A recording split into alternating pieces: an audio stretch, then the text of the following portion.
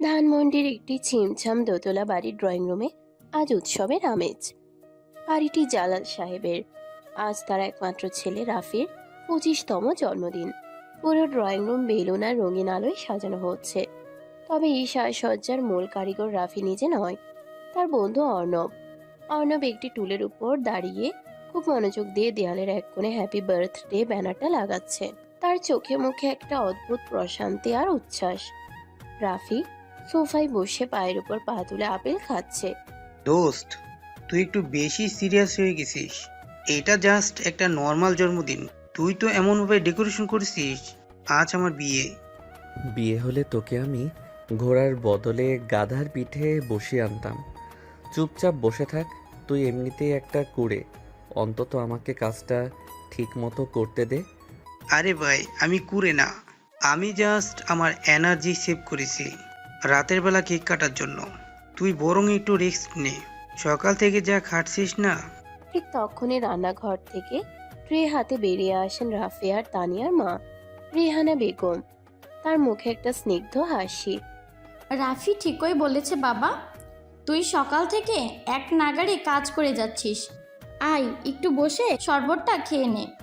আরে আন্টি, আপনি আবার কষ্ট করে এসব বানাতে গেলেন কেন?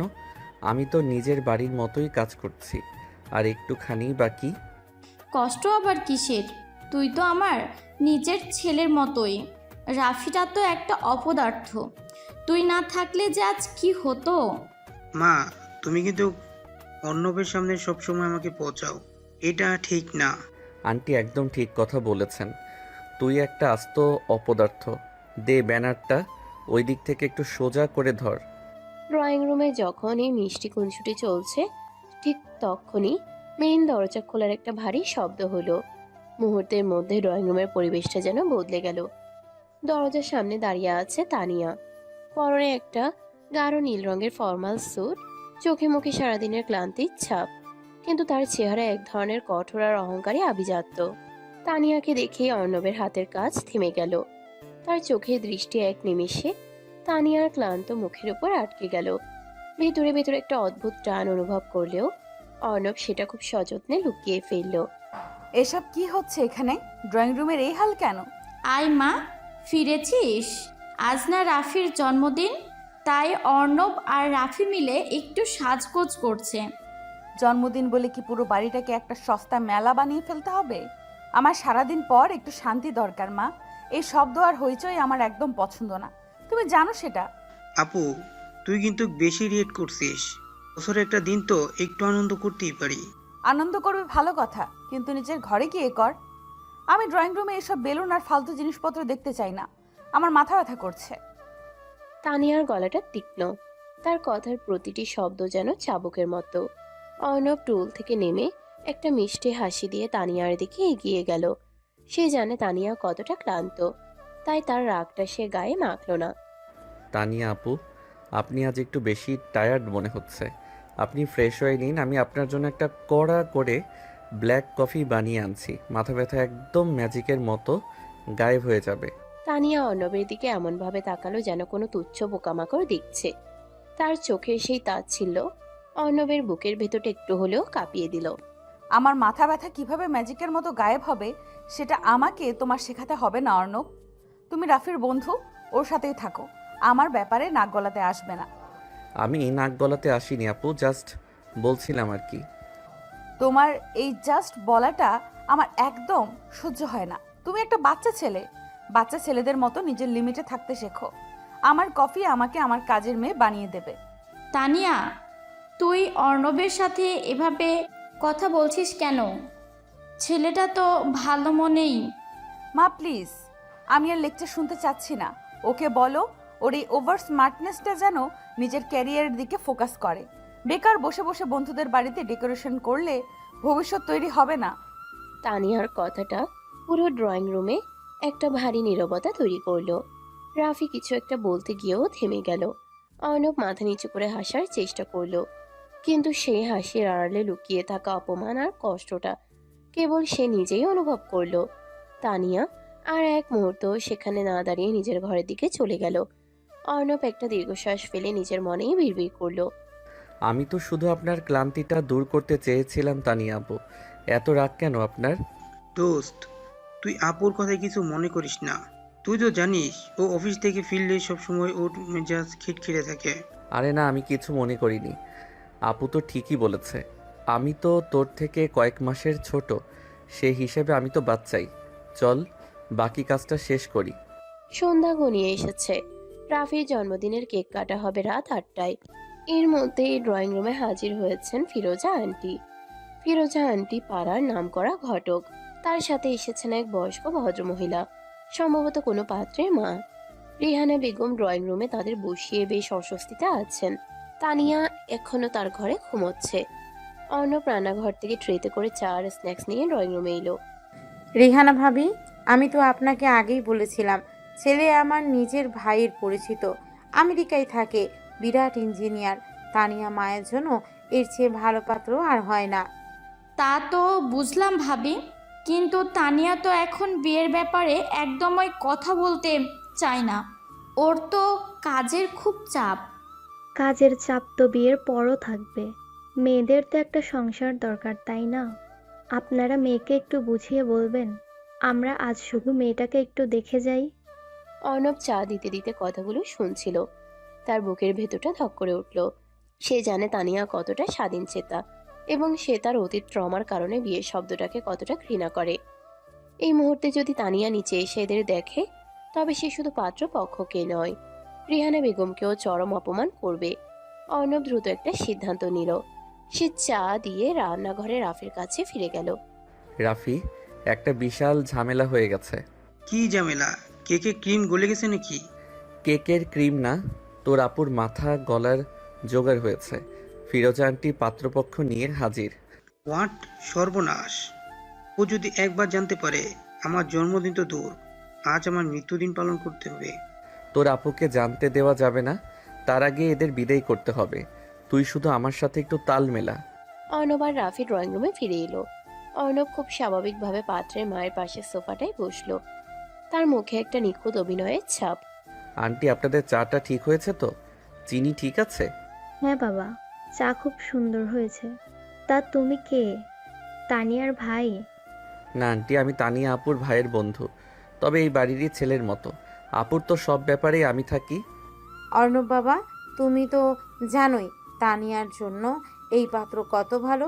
তুমি একটু তানিয়াকে বুঝিয়ে বলো না। আমি তো সব সময় বোঝাই আন্টি, কিন্তু আপুর যা শিডিউল। এই তো কালকে রাতে অফিস থেকে ফিরল রাত 2টায়। বেচারি আমেরিকান ক্লায়েন্টদের সাথে মিটিং করতে করতে নিজের শরীরের প্রতি তো কোনো খেয়ালই রাখে না। রাত 2টায় ফেরে? একা একা? একা কেন হবে আন্টি? আপুর তো নিজস্ব বডিগার্ড আছে। আপু তো আবার জুজুৎসু আর কারাতে চ্যাম্পিয়ন।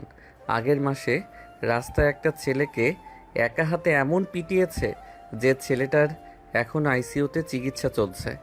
পাত্রের মায়ের চোখ বড় বড় হয়ে গেল। ফিরোজা আন্টিও বিষম খেলেন। রেহানা বেগম রান্নাঘরে থাকায় এ কথোপকথন শুনতে পারছিলেন না। রাফি হাসি আটকে রেখে খুব গম্ভীরভাবে মাথা নাড়ল। ঠিক বলেছিস দোস্ত, আপুর ওই রাগের জন্যই তো আমরা কেউ ওর সামনে কথা বলার সাহস পাই না। তবে আন্টি, আপনাদের ছেলের কিন্তু সাহস আছে বলতে হবে। আপু গত মাসে স্পষ্ট বলে দিয়েছে যে ছেলে তাকে বিয়ে করবে, তাকে বিয়ের পর চাকরি ছেড়ে ঘরের কাজ করতে হবে। কারণ আপু তো আর সংসার সামলাতে পারবে না, ওর তো অনেক বড় ক্যারিয়ার। আপনাদের ছেলে কি রান্না বান্না পারে? কি বলছো এইসব বাবা? আমার ছেলে চাকরি ছেড়ে রান্না করবে? আমার ছেলে আমেরিকায় লাখ টাকা ইনকাম করে। লাখ টাকা তো আপু এক সপ্তাহের শপিংয়েই উড়িয়ে দেয় আন্টি। আর তাছাড়া আপুর তো সকালে উঠে বক্সিং প্র্যাকটিস করার স্বভাব আছে। আপনাদের ছেলে কি বক্সিংয়ে মার খেতে রাজি আছে? পাত্রের মায়ের মুখটা এবার পুরোপুরি ফ্যাকাশে হয়ে গেল। তিনি আর এক মুহূর্ত অপেক্ষা করলেন না। হাতের চায়ের কাপটা টেবিলে ঠক করে নামিয়ে রাখলেন। ফিরোজা আপা, আপনি আমাকে কেমন মেয়ের কথা বলেছিলেন? এ তো মেয়ে নয়, এ তো আস্ত একটা গুন্ডা। আমার ছেলে আমেরিকায় থাকে বলে কি জাতা মেয়ের সাথে বিয়ে দেব? আমি চললাম। আরে ভাবি শুনুন তো, অর্ণব তুই এসব কি আবোল তাবোল বকছিস? আমি তো সত্যি কথাই বললাম আন্টি। আপুর তো কোনো কিছুই লুকানো ঠিক না। পরে যদি আপনার ছেলে মায়ের খেয়ে আমেরিকা থেকে পালিয়ে আসে তখন তো আপনারই দোষ হবে। পাত্রের মা হন হন করে ড্রয়িং রুম থেকে বেরিয়ে গেলেন। ফিরোজা আন্টিও রাগে গজগজ করতে করতে তার পিছু নিলেন। অর্ণব আর রাফি স্বস্তির নিঃশ্বাস ফেলে একে অপরের দিকে তাকিয়ে হাই ফাইভ করলো। কিন্তু তাদের এই স্বস্তি বেশিক্ষণ স্থায়ী হলো না। ঠিক তখনই সিঁড়ির উপর থেকে একটা তীক্ষ্ণ বরফ শীতল কণ্ঠস্বর ভেসে এলো। তোমাদের নাটক শেষ হলো? অর্ণব চমকে উপরে তাকালো। সিঁড়ির মাঝখানে ধাপে দাঁড়িয়ে আছে তানিয়া। তার চোখ দুটো রাগে জ্বলছে। সে উপর থেকে পুরো ঘটনাটা শুনেছে। তানিয়া ধীর পায়ে সিঁড়ি ভেঙে নিচে নেমে এলো। তার হাঁটার ভঙ্গিতে একটা ভয়ঙ্কর নীরবতা, যা ঝড়ের পূর্বাভাস দিচ্ছে। তুই মানে আমরা তো। তুই চুপ কর রাফি, তুই একটা কথাও বলবি না। তানিয়া অর্ণবের ঠিক সামনে এসে দাঁড়ালো। তাদের দুজনের মাঝে মাত্র কয়েক ইঞ্চি দূরত্ব। তানিয়ার চোখে তখন রাগের আগুন, আর অর্ণবের চোখে একটা অদ্ভুত অসহায়ত্ব। তুমি নিজেকে কি ভাবো অর্ণব?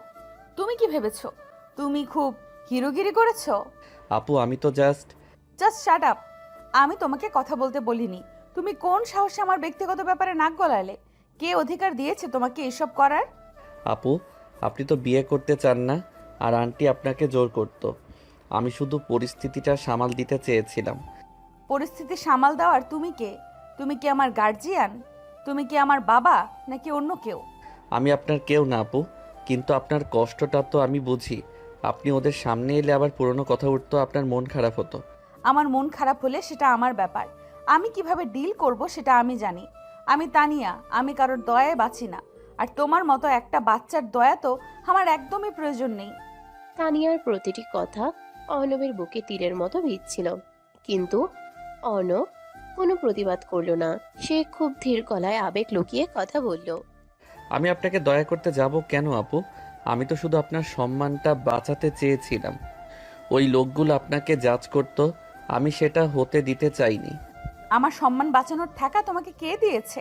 তুমি জানো তুমি আজ কি করেছো? তুমি প্রমাণ করে দিয়েছো যে তুমি সত্যি একটা অপরিণত ইমম্যাচিউর ছেলে, যার নিজের জীবনের কোনো লক্ষ্য নেই। সে এসেছে অন্যের জীবন উদ্ধার করতে। আপু প্লিজ, অর্ণব তো তোর ভালোর জন্যই। তোর বন্ধুকে আজই এই মুহূর্ত থেকে আমার বাড়ির ত্রিসীমানায় যেন আমি না দেখি। ও আজ যে স্পর্ধা দেখিয়েছে তার জন্য আমি ওকে একটা চড়ও মারতে পারতাম, কিন্তু ওর ওই নোংরা মানসিকতার গায়ে হাত তুলতেও আমার ঘেন্না লাগছে। অর্ণবের সারা শরীর অবশ হয়ে এলো। নোংরা মানসিকতা আর ঘেন্না শব্দ দুটো তার কানে আসতে লাগলো।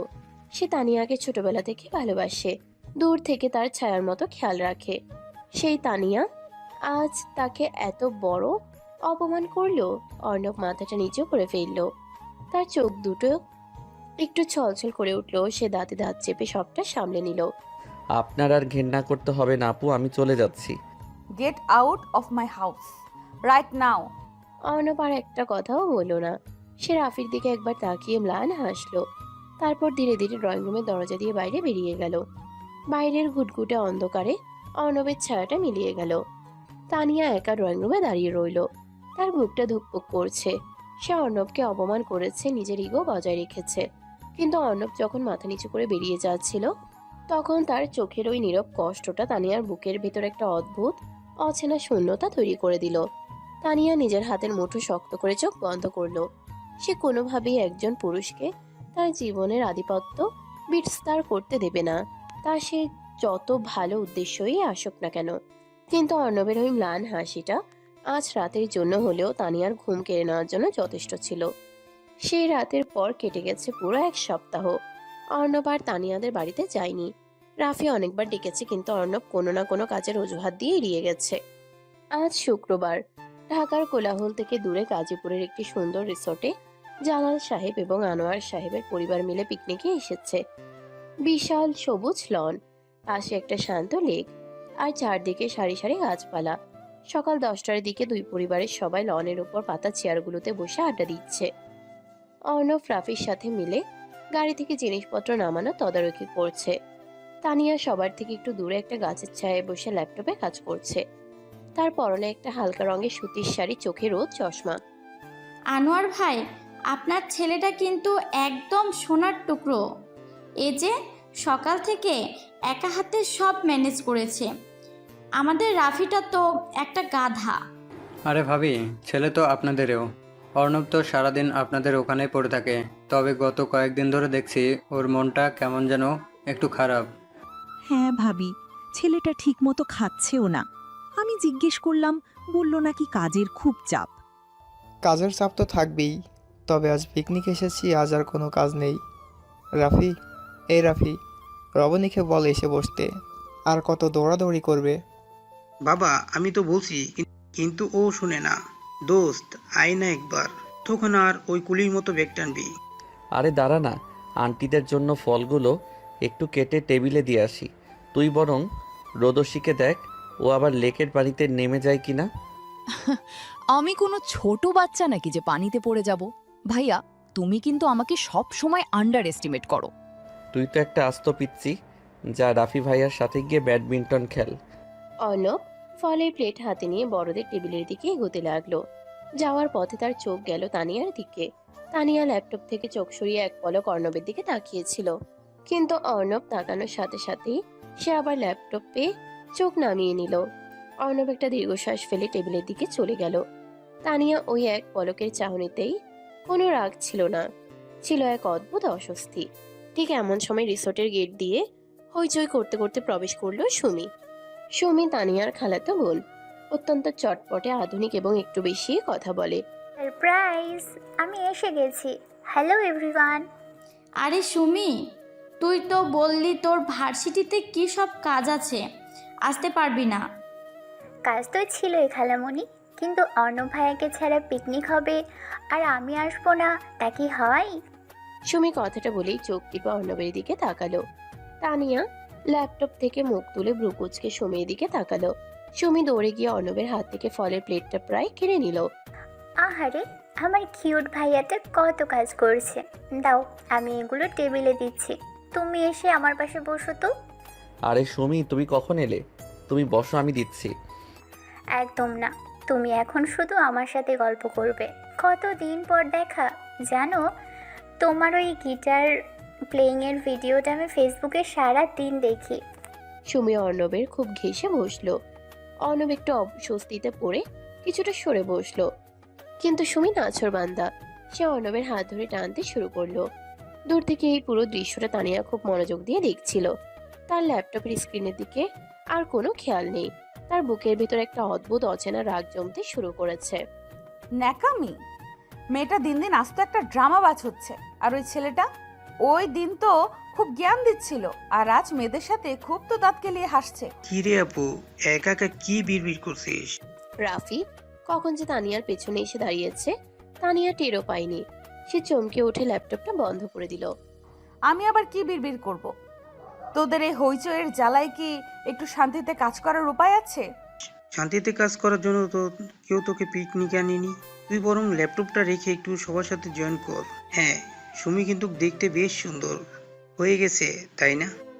সুন্দর না ছাই, মেকআপের ডিব্বা একটা। তোদের মতো ছেলেদের চোখ তো আর আসল জিনিস চিনতে পারে না। আমার চোখের কথা বাদ দে, কিন্তু অর্ণবের চোখে মনে হয় আটকে গেছে। দেখ, দুজনে কেমন হাসাহাসি করছে। মনে হচ্ছে সুমি আজ অর্ণবকে পটিয়ে ছাড়বে। পটালে পটাবে, আমার তাতে কি?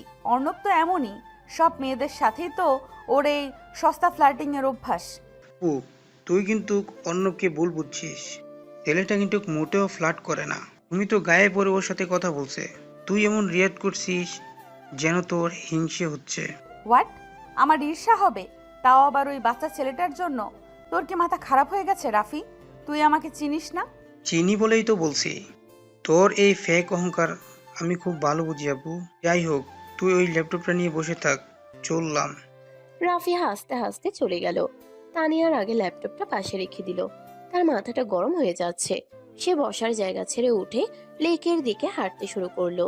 ঠিক সেই সময় সুমি আর অর্ণব লেকের পাড় দিয়ে হাঁটছিল। অর্ণব ভাইয়া, চলো না আমরা ওই নৌকোয় গিয়ে বসি, এখানে কেমন রোদ লাগছে। সুমি, নৌকায় তো এখন ওঠা যাবে না, মাঝি নেই, আর তাছাড়া লেকের পানি বেশি গভীর। আরে তুমি আছো না, তুমি তো সাঁতার জানো, আমি পড়ে গেলে তুমি আমাকে বাঁচিয়ে নেবে, একদম সিনেমার হিরোদের মতো। সুমি হাসতে হাসতে অর্ণবের কাঁধে মাথা রাখার চেষ্টা করলো, অর্ণব খুব সাবলীলভাবে একটু পিছিয়ে গেল। ঠিক সেই মুহূর্তেই তানিয়া তাদের ঠিক সামনে এসে দাঁড়ালো। তানিয়ার চোখ দিয়ে যেন আগুন ঝরছে। এখানে কি সিনেমার শুটিং চলছে সুমি? এত আদিক্ষেতা কিসের? আরে তানিয়া আপু, তুমি এখানে? আমরা তো জাস্ট লেকটা দেখছিলাম। লেক দেখার তো অনেক জায়গা আছে, গায়ের উপর পরে লেক দেখার তো কোনো মানেই হয় না। তুই বড় হচ্ছিস সুমি, একটু ম্যানার্স শেখ। ম্যানার্স? আমি কি করলাম আপু? আমি তো অর্ণব ভাইয়ের সাথে জাস্ট গল্প করছিলাম। তুমি এত রেগে যাচ্ছ কেন? তোমার কি অর্ণব ভাইয়াকে নিয়ে কোনো প্রবলেম আছে? আমার কেন প্রবলেম থাকতে যাবে? আমার তো সময় নেই এসব ফালতু বিষয় নিয়ে ভাবার। আমি শুধু তোকে ওয়ার্ন করছি, এই ধরনের সস্তা ছেলেদের সাথে এত মাখামাখি করার কিছু নেই। সস্তা ছেলে কথাটা অর্ণবের বুকে গিয়ে সজোরে আঘাত করলো। অর্ণব শান্ত চোখে তানিয়ার দিকে তাকালো। তানিয়ার চোখে তখন এক অদ্ভুত জেদ আর অভিমান।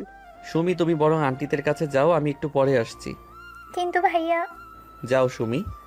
অর্ণবের গলাটা খুব শান্ত হলেও তাতে একটা ধমকে সুর ছিল। সুমি মুখ গোমরা করে সেখান থেকে চলে গেল। এবার অর্ণব আর তানিয়া লেকের পাড়ে একদম একা একা। বেশ কিছুক্ষণ দুজনের মধ্যে একটা ভারী নীরবতা বিরাজ করলো। বাতাসি শব্দ ছাড়া আর কোনো শব্দ নেই। অর্ণব প্রথমেই নীরবতা ভাঙলো। আপনার কি আমাকে অপমান না করলে খাবার হজম হয় না তানিয়া আপু? আমি সত্যি কথা বলেছি। সত্যি কথা শুনতে খারাপ লাগলে আমার কিছু করার নেই। সত্যি কথা? আমি সুমির সাথে ভদ্রতা করে কথা বলছিলাম, সেটা কি সস্তাগিরি হয়ে গেল? ভদ্রতা আর ফ্লার্টিং এর মধ্যে পার্থক্য আমি খুব ভালো করেই বুঝি অর্ণব। তুমি তো আবার সবার মন জয় করতে খুব পটু। সেদিন আমার সম্মান বাঁচাতে গিয়েছিলে, আজ সুমির মন ভোলাচ্ছ। আমি কারো মন ভোলাতে আসিনি। আর আপনি আমাকে নিয়ে এত ভাবছেন কেন? আমি তো আপনার কেউ না। আপনি নিজেই তো সেদিন আমাকে আপনার বাড়ি থেকে ঘাড় ধাক্কা দিয়ে বের করে দিয়েছিলেন। আমি তোমাকে নিয়ে একটুও ভাবি না। তুমি আমার কাছে জাস্ট একটা ইরিটেশন। তুমি যেখানে থাকো সেখানেই একটা ড্রামা ক্রিয়েট করো। ড্রামা আমি ক্রিয়েট করি না আপু, আপনি করেন। আপনি আপনার এই ইগো আর অহংকারের চশমাটা দিয়ে পুরো পৃথিবীকে বিচার করেন। আপনি মনে করেন সব ছেলেরাই খারাপ, কিন্তু বিশ্বাস করুন আপু, সবাই আপনাকে ধোঁকা দেওয়ার জন্য আসে না। Shut up. তুমি আমাকে জীবন সম্পর্কে জ্ঞান দেবে না অর্ণব। তুমি এখনো অনেক ছোট। তুমি জানো না পৃথিবীটা কতটা স্বার্থপর। আমি ছোট হতে পারি আপু, কিন্তু আমার অনুভূতিগুলো ছোট নয়। আপনি আমাকে সস্তা বলতে পারেন, ঘেন্না করতে পারেন, কিন্তু আমি আপনার এই ফেক দেওয়ালটার পেছনের মানুষটাকে খুব ভালো করেই চিনি। আর ওই মানুষটাকে আমি কখনো একা ছাড়বো না। অর্ণবের কথাগুলো খুব ধীর এবং গভীর ছিল। তানিয়া স্তব্ধ হয়ে গেল। তার বুকের ভেতরটা অদ্ভুতভাবে মোচড় দিয়ে উঠল। সে আর কোনো কথা বলতে পারল না। অর্ণব এক মুহূর্ত তানিয়ার চোখের দিকে তাকিয়ে থেকে একটা ম্লান হাসি দিল। তারপর আর কোনো কথা না বলে উল্টো দিকে ঘুরে হেঁটে চলে গেল। তানিয়া লেকের পাড়ে একা দাঁড়িয়ে রইল। তার চোখটা কেন যেন একটু ভিজে আসছিল। সে দ্রুত হাত দিয়ে চোখ মুছে নিজেকে শক্ত করলো।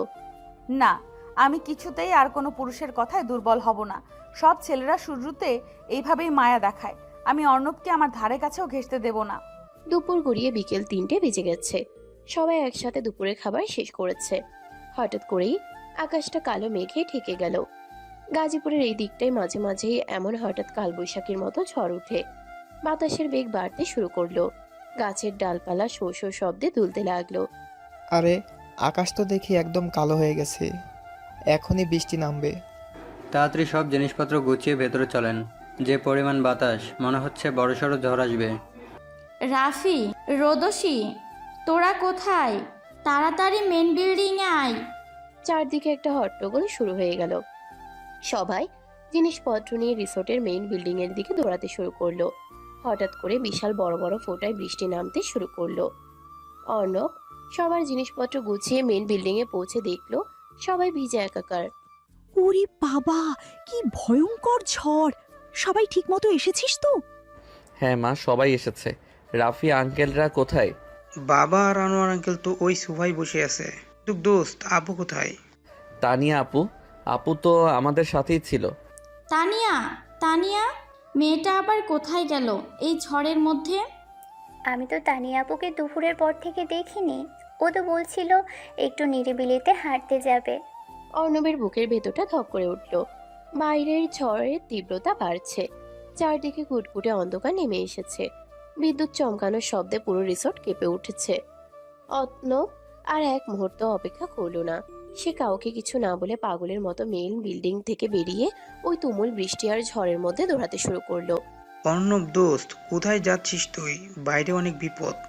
অর্ণব রাফির কোনো কথা শুনল না। সে জানে তানিয়া অন্ধকারকে প্রচন্ড ভয় পায়।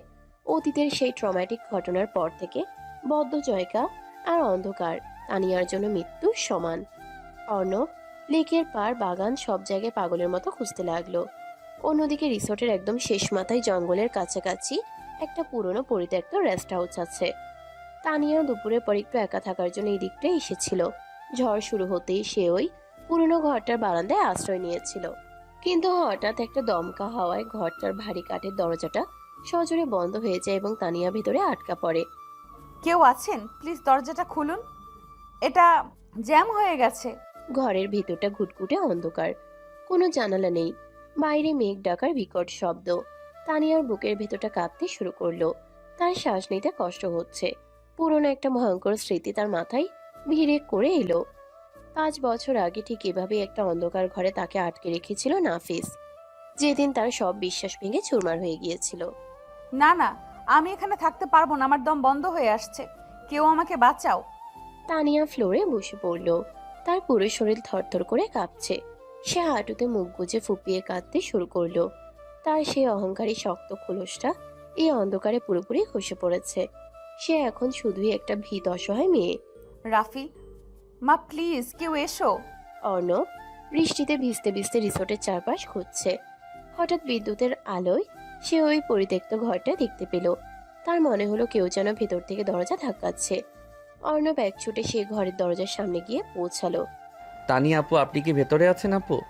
অর্ণব, অর্ণব তুমি প্লিজ আমাকে এখান থেকে বের করো, আমি মরে যাব অর্ণব। তানিয়ার গলাটা কান্নায় ভেঙে আসছিল। অর্ণবের বুকটা মোচড় দিয়ে উঠল। সে দরজার হাতল ধরে প্রাণপণে টানতে লাগলো, কিন্তু পুরনো কাঠের দরজাটা বৃষ্টির পানিতে ফুলে জ্যাম হয়ে গেছে। আপু, আপনি ভয় পাবেন না, আমি আছি তো। আপনি দরজা থেকে একটু পিছিয়ে দাঁড়ান, আমি দরজাটা ভাঙার চেষ্টা করছি। অর্ণব, আমার খুব ভয় করছে, এখানে খুব অন্ধকার। কিচ্ছু হবে না আপু, আমি আপনাকে কিচ্ছু হতে দেব না। অর্ণব কয়েক পা পিছিয়ে গিয়ে তার পুরো গায়ে শক্তি দিয়ে দরজায় একটা লাথি মারলো, কিন্তু দরজাটা খুব মজবুত। অর্ণব আবার লাথি মারলো।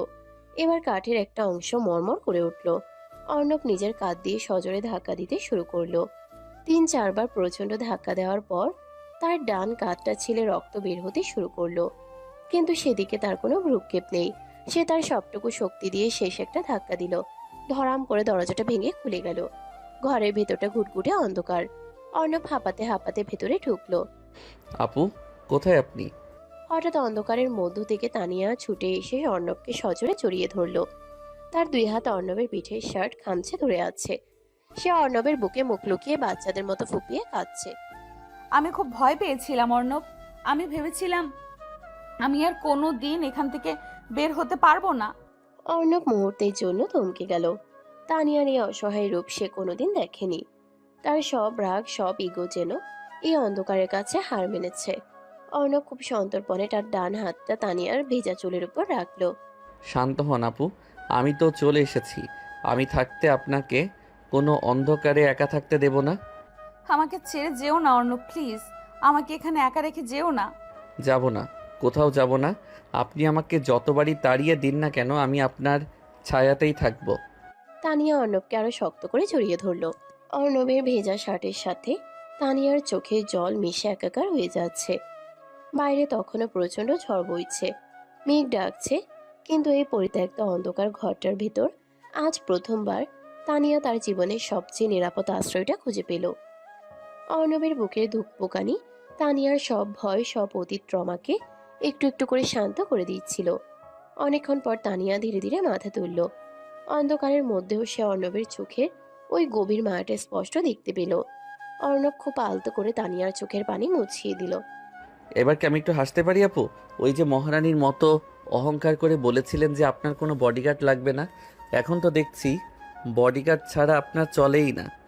এই চরম ইমোশনাল মুহূর্ততেও অর্ণবের এই মিষ্টি ফাজলামো শুনে তানিয়ার ঠোঁটের কোণে একটা অস্পষ্ট হাসি ফুটে উঠল। সে অর্ণবের বুকে আলতো করে একটা কিল দিল। চুপ করো একদম, তুমি একটা আস্ত ফাজিল।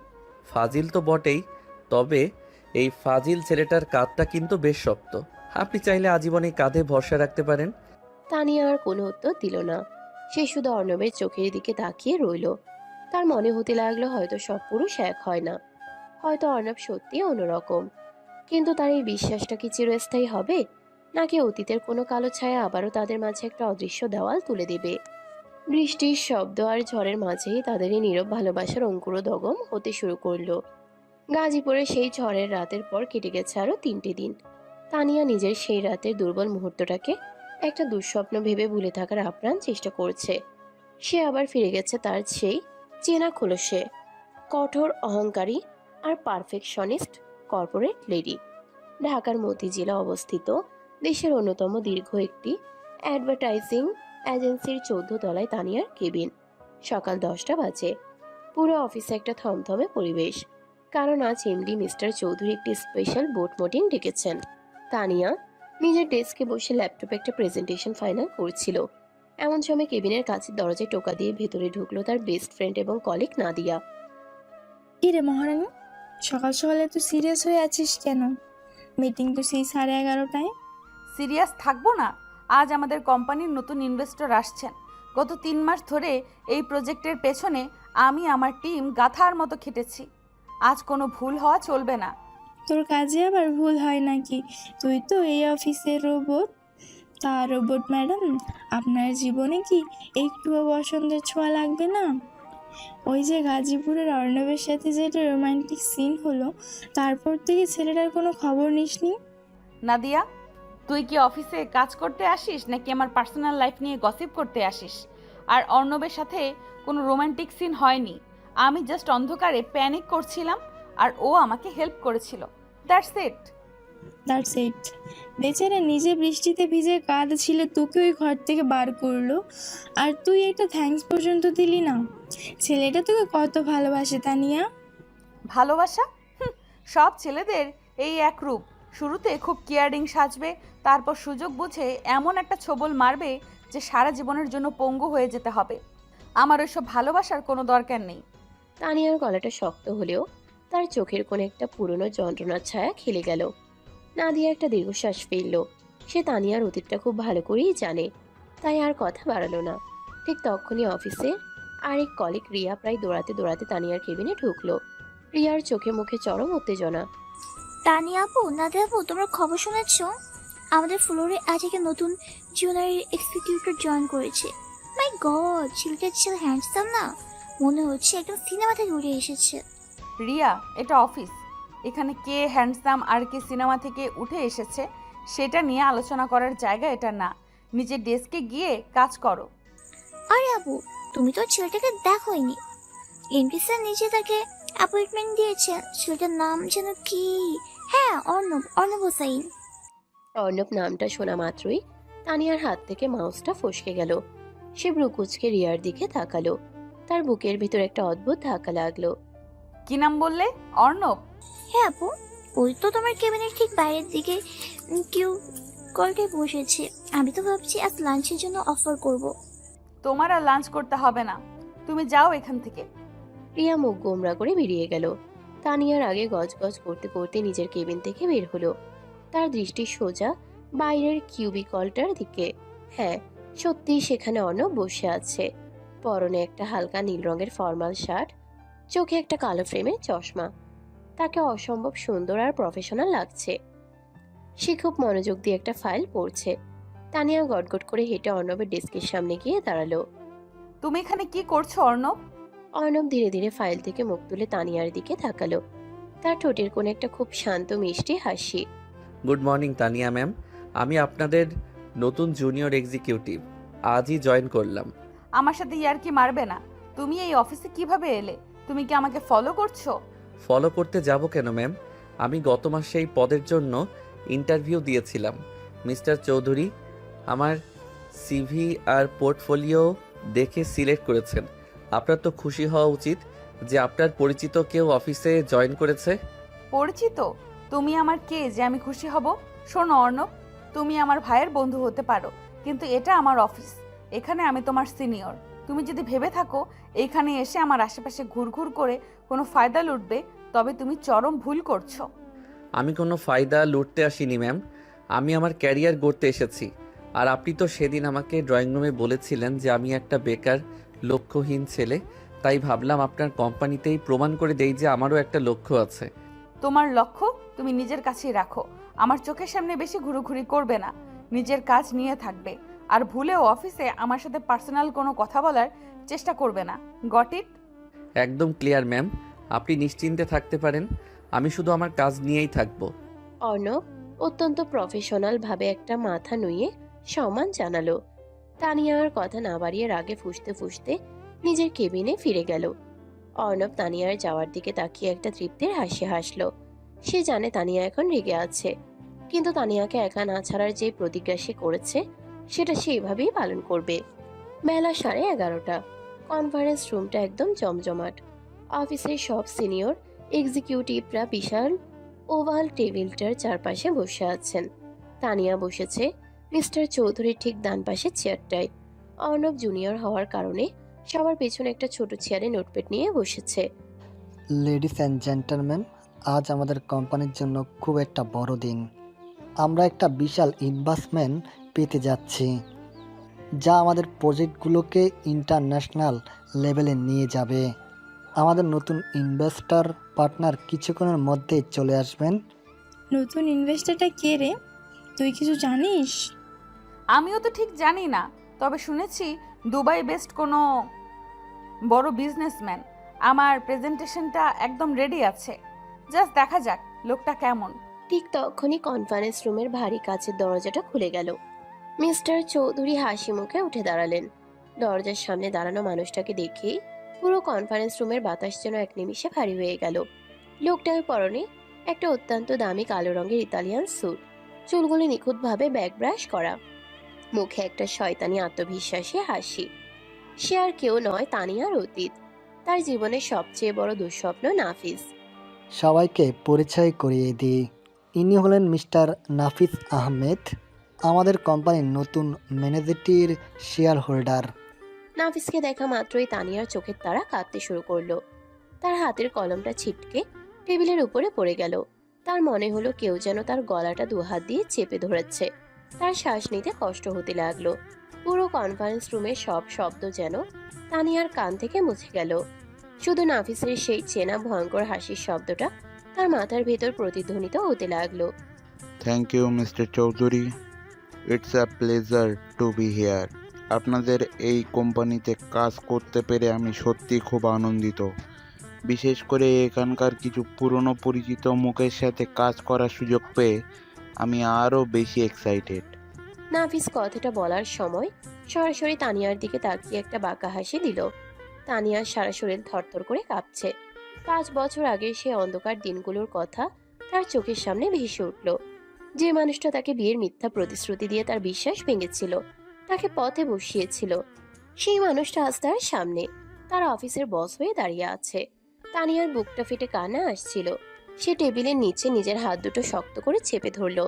সবার পেছনে চেয়ারে বসা অর্ণব খুব তীক্ষ্ণ দৃষ্টিতে তানিয়ার এই পরিবর্তনটা লক্ষ্য করছিল। তানিয়া, তুমি তোমার প্রেজেন্টেশনটা শুরু করতে পারো। মিস্টার নাফিস তোমার প্রজেক্টটা নিয়ে বেশি আগ্রহী। তানিয়া নিজের জায়গা থেকে ওঠার চেষ্টা করলো, কিন্তু তার পা দুটো যেন অবশ হয়ে গেছে। সে কাঁপা কাঁপা হাতে ল্যাপটপটা নিজের দিকে টেনে নিল। স্যার, আমাদের প্রজেক্টটা। কি হলো মিস তানিয়া, আপনি এত নার্ভাস কেন? আপনার মতো একজন ডাইনামিক আর অহংকারী প্রফেশনাল হঠাৎ করে কথা হারিয়ে ফেললো কেন? নাকি পুরনো কোনো স্মৃতি মনে পড়ে গেল? Tania, are you okay? তোমার কি শরীর খারাপ লাগছে? না স্যার, আমি ঠিক আছি। আমি জাস্ট। তানিয়ার গলা দিয়ে আর কোনো শব্দ বের হলো না। তার চোখের সামনে সবকিছু ঘোলাটে হয়ে আসছে। নাফিসের ওই তীক্ষ্ণ চাহনি আর অপমানের সুরে তানিয়ার এত বছরে তৈরি করা শক্ত খোলসটা সবার সামনে চুরমার হয়ে যেতে লাগলো। সে আর নিজেকে সামলাতে পারল না। এক্সকিউজ মি, আমার একটু ওয়াশরুমে যেতে হবে। তানিয়া প্রেজেন্টেশন, ল্যাপটপ সবকিছু ফেলে রেখে প্রায় দৌড়ে কনফারেন্স রুম থেকে বেরিয়ে গেল। সবাই হতভম্ব হয়ে তানিয়ার যাওয়ার দিকে তাকিয়ে রইল। নাফিস একটা তাচ্ছিল্যের হাসি দিয়ে মিস্টার চৌধুরীর দিকে ফিরল। মনে হচ্ছে আপনাদের বেস্ট এমপ্লয়ি প্রেশার হ্যান্ডেল করতে পারে না। এনিওয়ে, আপনারা অন্য কোনো প্রজেক্ট দেখাতে পারেন। অর্ণবের চোয়াল শক্ত হয়ে গেল। সে বুঝতে পারলো এই লোকটার সাথেই তানিয়ার কোনো একটা ভয়ঙ্কর অতীত জড়িয়ে আছে। অর্ণব চুপচাপ নিজের জায়গা থেকে উঠে কনফারেন্স রুমের বাইরে চলে গেল। এদিকে তানিয়া দৌড়ে ফ্লোরের লেডিস ওয়াশরুমের দিকে ছুটে গেল। সে বেসিনের সামনে দাঁড়িয়ে নিজের চোখে মুখে পাগলের মতো জলের ঝাপটা দিতে লাগলো। আয়নায় নিজের ফ্যাকাশে মুখের দিকে তাকিয়ে সে ফুপিয়ে কেঁদে উঠল। কেন কেন ও আবার ফিরে এলো? আমি কি ক্ষতি করেছিলাম ওর? আল্লাহ, আমি এই লোকটার সামনে কাজ করতে পারবো না। তানিয়া নিজেকে শান্ত করার চেষ্টা করছে। ঠিক তখনই ওয়াশরুমের বাইরের করিডোরে ভারী জুতোর শব্দ শোনা গেল। তানিয়া টিস্যু দিয়ে মুখ মুছে ওয়াশরুম থেকে বেরোতেই দেখলো করিডোরের ঠিক মাঝখানে রাস্তা আটকে দাঁড়িয়ে আছে নাফিস। তানিয়া চমকে দুপা পিছিয়ে গেল। কি তানিয়া, পালানোর জায়গা খুঁজছো? 5 বছর আগে তো আমি তোকে ছেড়ে পালিয়েছিলাম, আর আজ তুই আমাকে দেখে পালাচ্ছিস? রাস্তা ছাড়ো নাফিস, আমাকে যেতে দাও। এত তাড়া কিসের ডার্লিং? কতদিন পর দেখা। তুই তো দেখছি আগের চেয়ে অনেক বেশি সুন্দর হয়ে গেছিস। ওই যে বলতিস না আমাকে ছাড়া তুই বাঁচতে পারবি না, আজ দেখ তুই ঠিকই বেঁচে আছিস, আর আমার কোম্পানির আন্ডারেও চাকরি করছিস। জীবনটা বড্ড অদ্ভুত, তাই না? তুমি একটা প্রতারক নাফিস, তুমি একটা অমানুষ। তুমি আমাকে ব্ল্যাকমেল করে আমার সব কিছু কেড়ে নিয়েছিলে। আজ আবার কি চাও তুমি? আমি তো তোকে চাই তানিয়া। তুই কি ভেবেছিস আমি জাস্ট ইনভেস্ট করতে এসেছি? আমি এসেছি তোকে তোর আসল জায়গাটা মনে করিয়ে দিতে। তুই যতই কর্পোরেট লেডি সাজিস না কেন, তুই এখনো সেই ভীতু বোকা মেয়েটাই আছিস যে আমাকে দেখে কাঁপছে। নাফিস কথাটা বলে তানিয়ার দিকে এক পা এগিয়ে এলো। তানিয়া ভয়ে দেওয়ালের সাথে সেটে গেল। তার বুকের ভেতরটা ধরফর করছে। নাফিস হাত বাড়িয়ে তানিয়ার চিবুকটা ধরার চেষ্টা করলো। আজ থেকে তুই আবার আমার কথাই উঠবি, আমার কথাই বলবি, না হলে তোর এই সাজানো ক্যারিয়ার আমি এক নিমেষে শেষ করে দেব। তানিয়া ভয়ে চোখ বন্ধ করে ফেললো। সে একটা চরম অসহায়ত্বের মধ্যে ডুবে যাচ্ছে। কিন্তু নাফিসের হাতটা তানিয়ার মুখ পর্যন্ত পৌঁছানোর আগেই হঠাৎ পেছন থেকে একটা শক্ত হাত এসে নাফিসের কবজিটা শূন্যে খামছে ধরলো। নাফিস চমকে ঘুরে তাকালো। তানিয়া চোখ খুলে দেখলো তার সামনে ঢালের মতো দাঁড়িয়ে আছে অর্ণব। অর্ণবের চোখে মুখে কোনো রাগ নেই, ঠোঁটে সেই চেনা শান্ত হাসি। কিন্তু তার হাতটা যে নাফিসের কবজিটাকে লোহার সারাশির মতো চেপে ধরেছে তা নাফিসের কুঁচকে যাওয়া মুখ দেখেই বোঝা যাচ্ছে। মিস্টার ইনভেস্টর স্যার, অফিসের করিডরে নারী এমপ্লয়ীদের সাথে পার্সোনাল স্পেস ক্রস করাটা কি আপনাদের কোম্পানির কালচার? আমাদের কোম্পানিতে কিন্তু এসব একদম টলারেট করা হয় না। হোয়াট দ্য হেল, কে তুই? আমার হাত ছাড় ইডিয়েট। আমি ইডিয়ট নই স্যার, আমি এই কোম্পানির জুনিয়র এক্সিকিউটিভ অর্ণব। আর আপনার হাতটা তো আমি শুধু ধরেছি যাতে আপনি ব্যালেন্স হারিয়ে ম্যামের গায়ের উপর পড়ে না যান। আপনার তো বয়স হয়েছে, একটু সাবধানে হাঁটবেন। অর্ণব কথাটা অত্যন্ত মিষ্টি সুরে বললেও তার কবজির চাপটা এতটাই মারাত্মক ছিল যে নাফিস ব্যথায় কোকিয়ে উঠল। অর্ণব এক ঝটকায় নাফিসের হাতটা ছেড়ে দিল। নাফিস নিজের হাতটা ঘষতে ঘষতে রাগে ফেটে পড়ল। তোর এত বড় সাহস, তুই আমার গায়ে হাত দিস? তুই জানিস আমি কে? আমি আজই তোকে এই অফিস থেকে ঘাট ধাক্কা দিয়ে বের করব। আমাকে বের করার জন্য আপনাকে এতটা কষ্ট করতে হবে না স্যার। আমি এমডি স্যারকে বলে নিজেই রিজাইন দিয়ে দেব। কিন্তু আপনি যদি আরেকবার তানিয়া ম্যামের সাথে লিমিট ক্রস করার চেষ্টা করেন তাহলে আপনার ইনভেস্টমেন্টের টাকা দিয়ে আপনাকে হাসপাতালের বেড বুকিং করতে হবে। এটা একটা ফ্রি অ্যাডভাইস স্যার। অর্ণবের চোখের ওই ভয়ঙ্কর শীতলতা দেখে নাফিস এক মুহূর্তের জন্য থমকে গেল। সে বুঝতে পারলো এই ছেলেটার সাথে কথাই পেরে ওঠা যাবে না। আমি তোকে দেখে নেব, আর তানিয়া তুই রেডি থাকিস। তোর এই বডিগার্ড তোকে সবসময় বাঁচাতে পারবে না। নাফিস তর্জনী উঁচিয়ে হুমকি দিয়ে হনহন করে সেখান থেকে চলে গেল। করিডোরটা আবার শান্ত হয়ে গেল। তানিয়া তখনও দেওয়ালের সাথে হেলান দিয়ে কাঁপছে। তার চোখের জলার বাত মানছে না। অর্ণব ধীর পায়ে তানিয়ার দিকে এগিয়ে এলো। সে নিজের পকেট থেকে একটা পরিষ্কার রুমাল বের করে তানিয়ার দিকে বাড়িয়ে দিল। আপু, রুমালটা নিন, আপনি কাঁপছেন। তুমি তুমি এখানে কেন এলে অর্ণব? ও খুব ভয়ঙ্কর মানুষ, ও তোমার অনেক বড় ক্ষতি করে দেবে। আমার ক্ষতি করা এত সহজ নয় আপু। আর আপনি থাকতে আমার আবার কিসের ভয়? আপনি তো আমার জুজুৎসু চ্যাম্পিয়ন বস, তাই না? তানিয়া অর্ণবের এই বিপদের মুখে দাঁড়িয়েও ফাজলামো করা দেখে কিছু বলতে পারল না। তার কান্নাটা আরো বেড়ে গেল। সে রুমালটা না নিয়ে হঠাৎ করে অর্ণবের শার্টের হাতা শক্ত করে চেপে ধরল। ও আমার সব শেষ করে দেবে অর্ণব। আমি ওর সামনে দাঁড়াতে পারি না, আমার খুব ভয় করে। আপনার আর কাউকে ভয় পাওয়ার দরকার নেই আপু। আপনি একা নন। এই অর্ণব যতদিন বেঁচে আছে পৃথিবীর কোনো নাফিস আপনার দিকে চোখ তুলেও তাকাতে পারবে না। এটা আমার অহংকার না, এটা আমার প্রমিস। অর্ণবের গলাটা খুব শান্ত, কিন্তু তাতে ছিল একটা পাহাড়ের মতো ভরসা। তানিয়া অর্ণবের চোখের দিকে তাকালো। সেই চোখে কোনো মিথ্যে নেই, কোনো স্বার্থ নেই। আছে শুধু তাকে আগলে রাখার একটা তীব্র আকাঙ্ক্ষা। আজ এই প্রথমবার তানিয়ার মনে হলো অর্ণব কোনো বাচ্চা ছেলে নয়। অর্ণব এমন একজন মানুষ যার ছায়ায় সে নিজের সব দুঃখ আর ভয়কে নিশ্চিন্তে ভুলতে পারে। করিডোরের ওই নীরবতায় তানিয়ার শক্ত ইগোর দেওয়ালটা আজ চিরতরে অর্ণবের ভালোবাসার কাছে ধসে পড়ল। গতকাল অফিসের করিডোরে ঘটে যাওয়া সেই শ্বাসরুদ্ধকর ঘটনার পর আজ সকালে রোদটা যেন একটু অন্যরকম। মতিঝিলের সেই নামকরা অ্যাডভার্টাইজিং এজেন্সির 14 তলায় আজ একটা অদ্ভুত নীরবতা। তানিয়া নিজের কেবিনে বসে আছে। তার চোখের সামনে ল্যাপটপের স্ক্রিন খোলা থাকলেও তার মনোযোগ সেখানে নেই। তার দৃষ্টি বারবার চলে যাচ্ছে কেবিনের কাচের দেওয়াল ভেদ করে বাইরের কিউবিকলে বসে থাকা অর্ণবের দিকে। ছেলেটা খুব মনোযোগ দিয়ে ফাইল টাইপ করছে। মাঝে মাঝে চশমাটা নাকের ডগায় নেমে এলে আঙ্গুল দিয়ে সেটা ঠিক করে নিচ্ছে। তানিয়ার বুকের ভিতর একটা অজানা শীতল হাওয়া বয়ে গেল। কাল যদি অর্ণব ঢাল হয়ে না দাঁড়াতো, তবে নাফিস হয়তো তাকে মানসিকভাবে পুরোপুরি ভেঙে চুরমার করে দিত। তানিয়ার সেই কঠিন পাথর সম অহংকারের দেয়ালে আজ একটা স্পষ্ট ফাটল ধরেছে। ঠিক তখনই নাদিয়া কফির 2টো মগ হাতে নিয়ে কেবিনে ঢুকলো। কি ম্যাডাম, ল্যাপটপের দিকে তাকিয়ে কাজ করছিস নাকি কাজের ভেতর দিয়ে জুনিয়র এক্সিকিউটিভসকে স্ক্যান করছিস? বাজে বকিস না নাদিয়া, আমি একটা ইমেল ড্রাফট করেছিলাম। তোর ইমেল ড্রাফট করা আমি খুব ভালো করে দেখছি। কালকের ঘটনার পর থেকে তো তুই তো ছেলেটার দিক থেকে চোখই সরাতে পারছিস না। স্বীকার করেন না তানিয়া, ছেলেটা সত্যিই তোর জন্য একটা ব্লেসিং। নাফিসের মতো ওই শয়তানটার মুখের উপর যেভাবে জবাব দিল, আমি তো জাস্ট ফিদা হয়ে গেছি। আমি স্বীকার করছি নাদিয়া, কাল ও না থাকলে পরিস্থিতি খুব খারাপ হতো, কিন্তু তাই বলে আমি গলে যাইনি। ও তো বাচ্চা ছেলে, ইমোশনে এসে হয়তো হিরোগিরি দেখিয়েছে। ইমোশনটা কার জন্য রে? তোর জন্য তো। ছেলেটার চোখের দিকে তাকালেই বোঝা যায় ও তোকে কতটা রেসপেক্ট করে। তুই একটু নরম হ তানিয়া, জীবনটাকে তো আর অতীতের ট্রমা দিয়ে আটকে রাখা যায় না। তানিয়া কোনো উত্তর দিল না। সে ধীরে সুস্থে কফিতে চুমুক দিল। তার মনের ভিতর একটা প্রচন্ড অন্তর্দ্বন্দ্ব চলছে। সে কি পারবে আবার কাউকে বিশ্বাস করতে? ঠিক সেই মুহূর্তে অফিসের রিভলভিং ডোর ঠেলে ভেতরে প্রবেশ করলো সুমি। তার হাতে একটা টিফিন ক্যারিয়ার, পরনে একটা ঝলমলে সালোয়ার কামিজ। সুমি গটগট করে সোজা অর্ণবের ডেস্কের দিকে এগিয়ে গেল। তানিয়ার কেবিন থেকে দৃশ্যটা খুব পরিষ্কার দেখা যাচ্ছিল।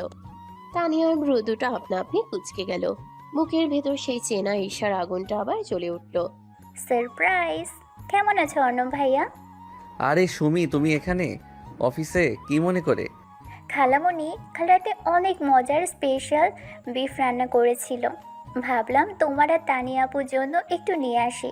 তুমি তো আবার খালামণির হাতের রান্না খুব পছন্দ করো। থ্যাংক ইউ সুমি, কিন্তু অফিসে তো এভাবে হুট করে আসাটা ঠিক না। তানিয়া আপু দেখলে আবার রাগ করবেন। তুমি বরং এটা ডেস্কে রেখে দাও, আমি লাঞ্চ ব্রেকে খেয়ে নেব। তানিয়া আপু তো কথায় কথায় রাগ, তুমি ওর কথা এত পাত্তা দাও কেন? তুমি নিজের কাজ করো, আমি বরং একটু বসি এখানে। সুমি অর্ণবের ডেস্কের পাশের একটা চেয়ার টেনে বসে পড়ল। ঠিক তখনই অফিসের HR হ্যাড এবং নাফিসের ডান হাত শফিক সেখানে উপস্থিত হলো। শফিকের মুখে একটা কুটিল হাসি। অর্ণব সাহেব, আপনাকে একটু আমার কেবিনে আসতে হবে। আপনার জয়েনিং লেটারের কয়েকটা সিগনেচার বাকি আছে, এক্ষুনি আসুন। জি স্যার, আমি আসছি। অর্ণব সুমির দিকে তাকিয়ে একটু হেসে শফিকের পিছু পিছু HR কেবিনের দিকে চলে গেল। অর্ণব চোখের আড়াল হতেই সুমির মুখের হাসিটা মিলিয়ে গিয়ে সেখানে একটা ধূর্ত রূপ নিল। সে দ্রুত নিজের ব্যাগ থেকে একটা ছোট্ট পেন ড্রাইভ বের করলো। অর্ণবের ডেস্কটপটা আনলক করাই ছিল। সুমি প্যান ড্রাইভটা পিসিতে কানেক্ট করে কয়েকটা ফোল্ডার কপি করতে শুরু করলো। তানিয়া নিজের কেবিন থেকে সুমির এই সন্দেহজনক আচরণ দেখছিল, কিন্তু সে ভাবলো সুমি হয়তো অর্ণবের পিসিতে গান বা মুভি কপি করছে। তানিয়া বিরক্তি নিয়ে ল্যাপটপে চোখ ফেরালো। সে ঘুণা করেও বুঝতে পারলো না যে এই কয়েক মিনিটের মধ্যে কি ভয়ঙ্কর একটা ষড়যন্ত্রের জাল বোনা হয়ে গেল। 15 মিনিট পর অর্ণব ডেস্কে ফিরে আসতেই সুমি হাসি মুখে উঠে দাঁড়ালো। ভাইয়া, আমার তো ভার্সিটিতে ক্লাস আছে, আমি এখন যাই। তুমি কিন্তু অবশ্যই খাবারটা খাবে। বাই। সাবধানে যেও সুমি। আল্লাহ হাফেজ। দুপুর 2টো বেজে গেছে। তানিয়া লাঞ্চ শেষ করে একটা মিটিং এর জন্য প্রস্তুতি নিচ্ছিল। হঠাৎ পুরো ফ্লোর কাঁপিয়ে একটা রাগী কণ্ঠস্বর শোনা গেল। মিস্টার চৌধুরী হনহন করে করিডোর দিয়ে তানিয়ার কেবিনের দিকে আসছেন। তার পেছনে নাফিস, মুখে একটা বিজয়ী শয়তানি হাসি। মিস্টার চৌধুরী সজোরে তানিয়ার কেবিনের দরজা খুলে ভিতরে ঢুকলেন। তানিয়া, এসব কি হচ্ছে আমার কোম্পানিতে? তুমি কি আমাকে রাস্তায় বসানোর প্ল্যান করেছো? কি হয়েছে স্যার? আপনি এত রেগে আছেন কেন? রেগে থাকবো না।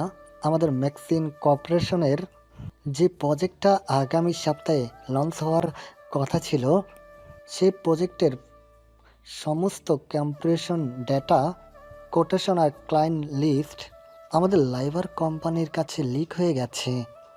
ওরা হুবহু আমাদের প্ল্যান কপি করে আজ সকালে টেন্ডার ড্রপ করেছে। তানিয়ার মাথার উপর যেন আকাশ ভেঙে পড়ল। সে চেয়ার থেকে ছিটকে উঠে দাঁড়ালো। তার হাত পা ঠান্ডা হয়ে আসছে। এটা অসম্ভব স্যার। ওই ফাইলের অ্যাক্সেস তো পুরো অফিসে শুধু আমার আর আপনার কাছে আছে। এটা কিভাবে লিক হলো? খুব সহজেই লিক হয়েছে মিস তানিয়া, আর সেটা আপনার নাকের নিচ দিয়েই হয়েছে। আপনি তো আবার ওভার কনফিডেন্ট, নিজের এমপ্লয়ীদের খুব বিশ্বাস করেন। আপনি কি বলতে চাইছেন নাফিস? আমি আমার কাজের ব্যাপারে প্রচণ্ড স্ট্রিক্ট। ঠিক, তাহলে জাস্ট এই আইটি রিপোর্টটা দেখুন। নাফিস একটা প্রিন্ট করা কাগজ মিস্টার চৌধুরীর হাত থেকে নিয়ে তানিয়ার টেবিলের উপর ছুঁড়ে মারলো। তানিয়া কাপা কাপা হাতে কাগজটা তুলে নিল। সেখানে স্পষ্ট লেখা আছে, আজ বেলা 11:20 অর্ণবের আইপি অ্যাড্রেস থেকে রাইভাল কোম্পানি ডিরেক্টরের ইমেইলে কনফিডেন্সিয়াল ফাইলটা সেন্ড করা হয়েছে। না, এটা হতে পারে না। অর্ণবের কাছে তো এই ফাইলের পাসওয়ার্ড নেই। পাসওয়ার্ড নেই, কিন্তু পাসওয়ার্ড চুরি করার সুযোগ তো ছিল। কাল যখন আমি কনফারেন্স রুমে এলাম, আপনি তো ভয়েই ল্যাপটপ আনলক রেখে ওয়াশরুমে দৌড়েছিলেন। আর আপনার সেই কিউট বডিগার্ড অর্ণব তখন কনফারেন্স রুমেই ছিল। সে আপনার আনলক করা ল্যাপটপ থেকে ফাইলটা নিজের পিসিতে নিয়ে নিয়েছে, আর আজ সকালে সেটা পাচার করে দিয়েছে। শফিক, ওই অর্ণব নামের ছেলেটাকে এক্ষুনি আমার এখানে নিয়ে আসো।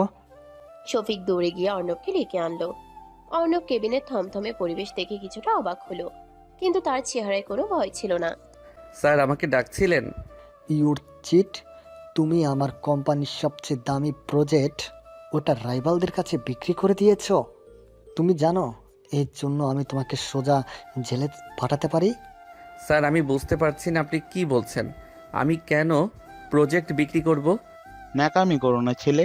এই দেখো, তোমার আইপি অ্যাড্রেস থেকেই ইমেলটা যাওয়ার আইটি লগ, প্রমাণ একদম চোখের সামনে। অর্ণব কাগজটা হাতে নিয়ে দেখলো। তার ভ্রু কুঁচকে গেল। সে বুঝতে পারলো এটা একটা বিশাল ষড়যন্ত্র, আর এই ষড়যন্ত্রের পেছনে কে আছে সেটাও তার বুঝতে বাকি রইল না। স্যার, এটা একটা ট্র্যাপ। বেলা 11টার দিকে শফিক স্যার আমাকে ওনার কেবিনে ডেকেছিলেন সাইন করার জন্য।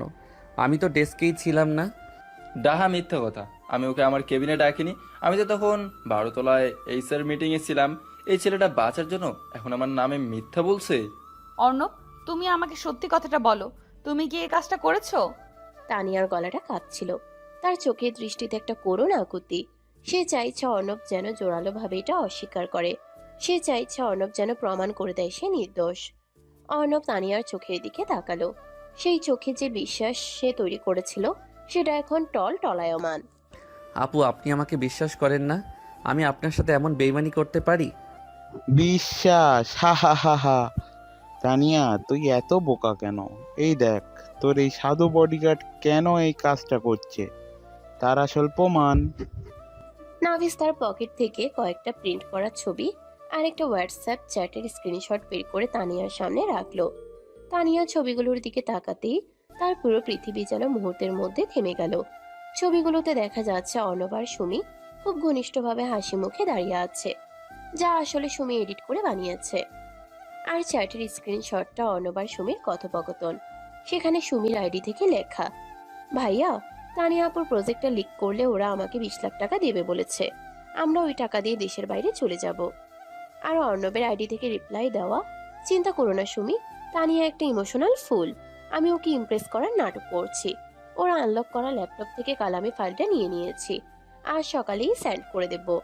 তানিয়ার ওই অহংকার আমি ধুলোয় মিশিয়ে দেব। এসব এসব কি? তানিয়ার হাত থেকে কাগজগুলো মাটিতে খসে পড়ল। তার শ্বাস নিতেও প্রচন্ড কষ্ট হচ্ছে। 5 বছর আগের সেই দিনের কথা তার চোখের সামনে ভাসতে শুরু করলো, যেদিন নাফিস ঠিক এভাবেই তাকে ধোকা দিয়ে অন্য এক মেয়ের সাথে তাকে হাসতে হাসতে অপমান করেছিল। তানিয়ার পুরো শরীর থরথর করে কাঁপছে, তার চোখের জল সব বাঁধ ভেঙে গড়িয়ে পড়ছে। দেখলি তো তানিয়া, তুই যাকে নিজের ঢাল ভেবেছিলি সে আসলেই তোর পিঠে ছুরি মারার জন্য সুযোগ খুঁজছিল। এই সুমি নামের তোর কাজিনটার সাথে মিলে ও তোর ক্যারিয়ার আর বিশ্বাস দুটোই শেষ করে দিল। আপু এগুলো সব মিথ্যা। আমি সুমির সাথে কোনো চ্যাট করিনি। এটা নাফিসের সাজানো নাটক। ও আমাকে আর আপনাকে আলাদা করতে চাইছে। অর্ণব এগিয়ে গিয়ে তানিয়ার হাত ধরার চেষ্টা করলো, কিন্তু তানিয়া ছিটকে পিছিয়ে গেল। তানিয়ার চোখ দুটো রাগে, ক্ষোভে আর অপমানে লাল হয়ে গেছে। ডোন্ট টাচ মি অর্ণব, একদম আমাকে ছোঁয়ার চেষ্টা করবে না। আপু প্লিজ আমার কথাটা একবার শুনুন। আজ সকালে সুমি আমার ডেস্কে এসেছিল। ও আমার ল্যাপটপে কিছু একটা করেছে। আমি কিচ্ছু জানি না আপু। চুপ করো তুমি। আর কত মিথ্যা বলবে? সুমি আমার নিজের খালাতো বোন, ও কেন আমার ক্যারিয়ার ধ্বংস করতে যাবে? আর ও যদি এই কাজ করেই থাকে তবে সেটা তোমার বুদ্ধিতেই করেছে। তুমি ওকে টাকার লোভ দেখিয়েছো। আপু আমি তোমাকে চুপ করতে বলেছি অর্ণব। তানিয়ার চিৎকার পুরো ফ্লোরে প্রতিধ্বনিত হলো। সে ধীর পায়ে অর্ণবের দিকে এগিয়ে গেল। তার চোখের দৃষ্টিতে এখন শুধু ঘৃণা আর চরম অবিশ্বাস। আমি ভেবেছিলাম অন্ধকারে তুমি আমার আলো, আমি ভেবেছিলাম তুমি ওদের মতো নও, কিন্তু তুমি তো অন্ধকারের চেয়েও বড় ভয়ঙ্কর। তুমি আমার বিশ্বাস নিয়ে খেলেছো অর্ণব। তুমি আমার ট্রমাটা জেনেও ঠিক সেই জায়গাতেই আঘাত করলে। তানিয়া আপু, আমি সত্যিই নির্দোষ। শটাক। তানিয়া তার ডান হাত তুলে সর্বশক্তি দিয়ে অর্ণবের গালে একটা চড় বসিয়ে দিল। চড়ের শব্দে পুরো কেবিনে পিনপতন নীরবতা নেমে এলো। মিস্টার চৌধুরী অবাক হয়ে তাকিয়ে আছেন। নাফিসের ঠোঁটের কোণে একটা তৃপ্তির আর শয়তানি হাসি। অর্ণবের মাথাটা চড়ের আঘাতে একপাশে ঘুরে গেছে। তার ফর্সা গালে তানিয়ার আঙ্গুলের দাগগুলো লাল হয়ে ফুটে উঠেছে। অর্ণব সাথে সাথে কোনো রিয়্যাক্ট করলো না। সে খুব ধীরে ধীরে মাথা সোজা করলো। তার চোখের কোণে জল টলমল করছে, কিন্তু সে এক ফোঁটাও নিচে পড়তে দিল না। অর্ণব বুঝতে পারছে, সে যদি এখন সুমির দোষ প্রমাণ করতে চায় তবে তানিয়ার পুরো পরিবারের সম্মান নষ্ট হবে। সুমি তানিয়ার আপন খালাতো বোন। সুমিকে চোর বা ষড়যন্ত্রকারী হিসেবে প্রমাণ করলে তানিয়ার মা রেহানা বেগম হার্ট অ্যাটাক করতে পারেন। আর সবচেয়ে বড় কথা, তানিয়ার আনলক করা ল্যাপটপ থেকে ডেটা চুরি হয়েছে। এটা প্রমাণ হলে মিস্টার চৌধুরী তানিয়াকেও চাকরিচ্যুত করবেন এবং তার ক্যারিয়ার চিরতরে ধ্বংস হয়ে যাবে। নাফিস ঠিক এটাই চেয়েছিল। সে এমন একটা চাল চেলেছে যেখানে অর্ণব সত্যি কথা বললেও তানিয়ার ক্ষতি, আর মিথ্যা মেনে নিলেও তানিয়ার ক্ষতি। অর্ণব তানিয়ার চোখের ওই তীব্র যন্ত্রণা আর কান্নার দিকে তাকালো। তানিয়া এখন মানসিকভাবে পুরোপুরি বিধ্বস্ত। অর্ণব সিদ্ধান্ত নিয়ে ফেলল, সে নিজের ক্যারিয়ার, নিজের সম্মান সবকিছু বিসর্জন দেবে, কিন্তু তানিয়ার আর কোনো ক্ষতি হতে দেবে না। আপনার হাতটা খুব কাঁপছে আপু। এত জোরে মারলেন, ব্যথা তো আপনার হাতেই বেশি লেগেছে। তুমি একটা প্রতারক অর্ণব। তুমি আমার জীবন থেকে চিরতরে বেরিয়ে যাও। আমি তোমার ওই নোংরা মুখটা আর কোনোদিন দেখতে চাই না। তুমি আমার সবচেয়ে বড় ভুল। হ্যাঁ আমি ভুল, আমি সব করেছি। অর্ণবের এই স্বীকারোক্তিতে তানিয়া যেন পাথর হয়ে গেল। সে বিশ্বাস করতে পারছিল না যে অর্ণব এত সহজে সব স্বীকার করে নেবে। অর্ণব মিস্টার চৌধুরীর দিকে ফিরল। স্যার, এই প্রজেক্টের ফাইল আমি রাইভাল কোম্পানির কাছে বিক্রি করেছি। তানিয়া ম্যামের এতে কোনো দোষ নেই। উনি ল্যাপটপ আনলক রেখেছিলেন আর আমি সেই সুযোগটা কাজে লাগিয়েছি। আপনি চাইলে আমাকে পুলিশের হাতে তুলে দিতে পারেন। অতিতাক্য ছেলে, আমি আজকেই তোমাকে পুলিশের হাতে তুলে দিতাম, কিন্তু তানিয়ার রেপুটেশনের কথা ভেবে আমি সেটা করছি না। তুমি এক্ষুনি এই অফিস থেকে বেরিয়ে যাও। You are fire. খুব লাকি তুই ছেলে, জাস্ট চাকরিটা গেল। এবার তোর এই সুমিকে নিয়ে ফুটপাতে গিয়ে প্রেম কর। অর্ণব নাফিসের কথার কোনো উত্তর দিল না। সে একবার শেষবারের মতো তানিয়ার দিকে তাকালো। তানিয়া দু হাতে মুখ ঢেকে ফুপিয়ে কাঁদছে। তার সেই পুরনো ক্ষতটা আজ অর্ণবের নাম নিয়ে নতুন করে রক্ত ছড়াচ্ছে। অর্ণব একটা দীর্ঘশ্বাস ফেলল। তার বুকের ভেতরটা দুমড়ে মুচড়ে যাচ্ছে, কিন্তু সে মুখে একটুও শব্দ করল না। আপনার এই চোখের জলের প্রতিটি ফোঁটার হিসাব আমি নেব নাফিস। আজ আপনার ইগোকে জেতানোর জন্য আমি হেরে গেলাম, কিন্তু এই খেলাটা এখানেই শেষ নয়। আমি আবার ফিরবো তানিয়া আপু। আপনাকে এই অন্ধকার থেকে বের করার জন্য আমি আবারও ফিরবো। অর্ণব আর এক মুহূর্ত সেখানে দাঁড়ালো না। সে খুব ধীর শান্ত পায়ে কেবিন থেকে বেরিয়ে গেল। করিডোর দিয়ে হেঁটে যাওয়ার সময় অফিসের অন্য কলিগরা তাকে ফিসফিস করে গালি দিচ্ছিল, কিন্তু অর্ণবের সেদিকে কোনো ভ্রুক্ষেপ নেই। সে শুধু তার ভালোবাসার মানুষের সম্মানের ভারটা নিজের কাঁধে তুলে নিয়ে নীরবে অফিস থেকে বেরিয়ে গেল। তানিয়ার কেবিনের কাছের দরজার বাইরে অর্ণবের ছায়াটা মিলিয়ে যেতেই তানিয়া আর নিজেকে ধরে রাখতে পারল না। সে ফ্লোরে বসে পড়ে হাঁটুতে মুখ গুজে ঢুকরে কেঁদে উঠল। তার মনে হতে লাগলো পৃথিবীর সব পুরুষই স্বার্থপর। সে আবার সে অন্ধকারের অতুল গহ্বরে তলিয়ে যাচ্ছে, যেখান থেকে অর্ণব তাকে আলোর স্বপ্ন দেখিয়েছিল। আর নাফিস সেই কান্না দেখে একটা পৈশাচিক আনন্দ নিয়ে পকেটে হাত দিয়ে দাঁড়িয়ে রইল। অর্ণব অফিস থেকে অপমানিত হয়ে বেরিয়ে যাওয়ার পর কেটে গেছে পুরো 3টে দিন। ঢাকার আকাশ আজ সকাল থেকেই মেঘলা, টিপ টিপ করে বৃষ্টি পড়ছে। মতিঝিলের সেই নামকরা অ্যাডভার্টাইজিং এজেন্সির 14 তলায় তানিয়ার কেবিনটা আজ এক যেন মৃত্যুপুরী। তানিয়া নিজের চেয়ারে মাথা এলিয়ে দিয়ে শূন্য দৃষ্টিতে কাচের দেওয়াল ভেদ করে বাইরের কিউবিকলটার দিকে তাকিয়ে আছে। যে ডেস্কটায় অর্ণব বসতো সেটা আজ একদম ফাঁকা। অর্ণব নেই, কিন্তু তার রেখে যাওয়া সেই শান্ত চোখের চাহনি আর শেষ কথাটা তানিয়ার মাথার ভেতর অনবরত প্রতিধ্বনিত হচ্ছে। হ্যাঁ, আমিই ভুল, আমিই সব করেছি। তানিয়ার বুকের ভেতরটা এমনভাবে দুমড়ে মুচড়ে যাচ্ছে যেন কেউ তাকে জীবন্ত কবর দিয়ে রেখেছে। তার অহংকার আজ তাকে একা করে দিয়েছে। হঠাৎ কেবিনের দরজা সজোরে ধাক্কা দিয়ে খুলে গেল। নাদিয়া ভেতরে ঢুকলো। তার পেছনে অর্ণবের বন্ধু ফাহিম। ফাহিমের হাতে একটা ল্যাপটপ। তানিয়া, তোর এই ইগো চশমাটা আজ আমি চিরতরের জন্য ভেঙে টুকরো টুকরো করে দিব। তুই নিজেকে খুব বুদ্ধিমতী ভাবিস না? আজ দেখ তুই কতটা বোকা। নাদিয়া প্লিজ, আমার এখন কোনো কথা শোনার মতো মানসিক অবস্থা নেই। আমাকে একটু একা থাকতে দে। একা তো তুই হয়ে গেছিস তানিয়া। যে ছেলে নিজের সব সম্মান, নিজের ক্যারিয়ার তোর জন্য বলিদান দিল, তুই তাকে একটা মিথ্যা প্রমাণের উপর ভিত্তি করে চড় মেরে তাড়িয়ে দিলি। ফাহিম, ল্যাপটপটা খোল। তানিয়া ধরফর করে সোজা হয়ে বসলো। ফাহিম দ্রুত ল্যাপটপটা তানিয়ার টেবিলের উপর রেখে একটা ভিডিও প্লে করলো। তানিয়া আপু, আমি অর্ণবের বন্ধু হলেও আমি একজন প্রফেশনাল এথিক্যাল হ্যাকারও। আপনি জাস্ট এই সিসিটিভি ফুটেজটা দেখুন। এটা আপনার কেবিনের বাইরের করিডোরের হিডেন ক্যামেরার ফুটেজ। তানিয়া কাঁপা কাঁপা চোখে স্ক্রিনের দিকে তাকালো। ভিডিওতে স্পষ্ট দেখা যাচ্ছে শফিক এসে অর্ণবকে ডেকে নিয়ে গেল। আর অর্ণব যাওয়ার ঠিক কয়েক সেকেন্ডের মধ্যেই সুমি তার ব্যাগ থেকে একটা পেন ড্রাইভ বের করে অর্ণবের পিসিতে ঢুকালো এবং দ্রুত কিছু ফাইল কপি করে নিল। সুমি, ও সত্যি এই কাজটা করেছে, কিন্তু ওই চ্যাটের স্ক্রিনশট আর আইপি অ্যাড্রেস সব ফেক আপু। ওই নাফিসার শফিক মিলে আইপি অ্যাড্রেস মাস্ক করেছিল, যাতে মনে হয় মেইলটা অর্ণবের পিসি থেকেই গেছে। আর চ্যাটের স্ক্রিনশট, সেটা তো জাস্ট একটা এডিটের ছবি। আমি অর্ণবের ফোনের পুরো হিস্ট্রি হ্যাক করে চেক করেছি। সুমির সাথে ওর গত 1 মাসে কোনো কথাই হয়নি। অর্ণব ভাই সম্পূর্ণ নির্দোষ ছিল আপু। তানিয়ার মাথার উপর যেন আকাশ ভেঙে পড়লো। তার হাত দুটো থরথর করে কাঁপতে শুরু করলো। তার চোখের সামনে ভেসে উঠলো অর্ণবের সেই লাল হয়ে যাওয়া গাল, যে গালে সে তার সমস্ত ঘৃণা নিয়ে চড় বসিয়েছিল। অর্ণব সব জেনেও চুপ ছিল, কারণ সে জানতো সুমির নাম জড়ালে তানিয়ার পরিবারের সম্মান ধুলোয় মিশে যাবে। আমি কি করেছি নাদিয়া? আমি কি করেছি? আমি ওই নিষ্পাপ ছেলেটার গায়ে হাত তুলেছি। ও কেন আমাকে সত্যিটা বলল না? কেন ও সব দোষ নিজের ঘাড়ে নিল? কারণ ও তোকে ভালোবাসে রে পাগলি। ও তোর পরিবারের সম্মান বাঁচাতে চেয়েছে। তোর ওই অহংকার আর জেদের কাছে ও নিজের ক্যারিয়ার, নিজের সম্মান সব কিছু শেষ করে দিল। আর তুই কিনা ওর ভালোবাসাকে নাফিসের নোংরামির সাথে তুলনা করলি। তানিয়া দু হাতে নিজের মুখ ঢেকে ঢুকরে কেঁদে উঠল। তার কান্নাটা এতই তীব্র ছিল যে পুরো কেবিনের কাঁচ যেন কেঁপে কেঁপে উঠছিল।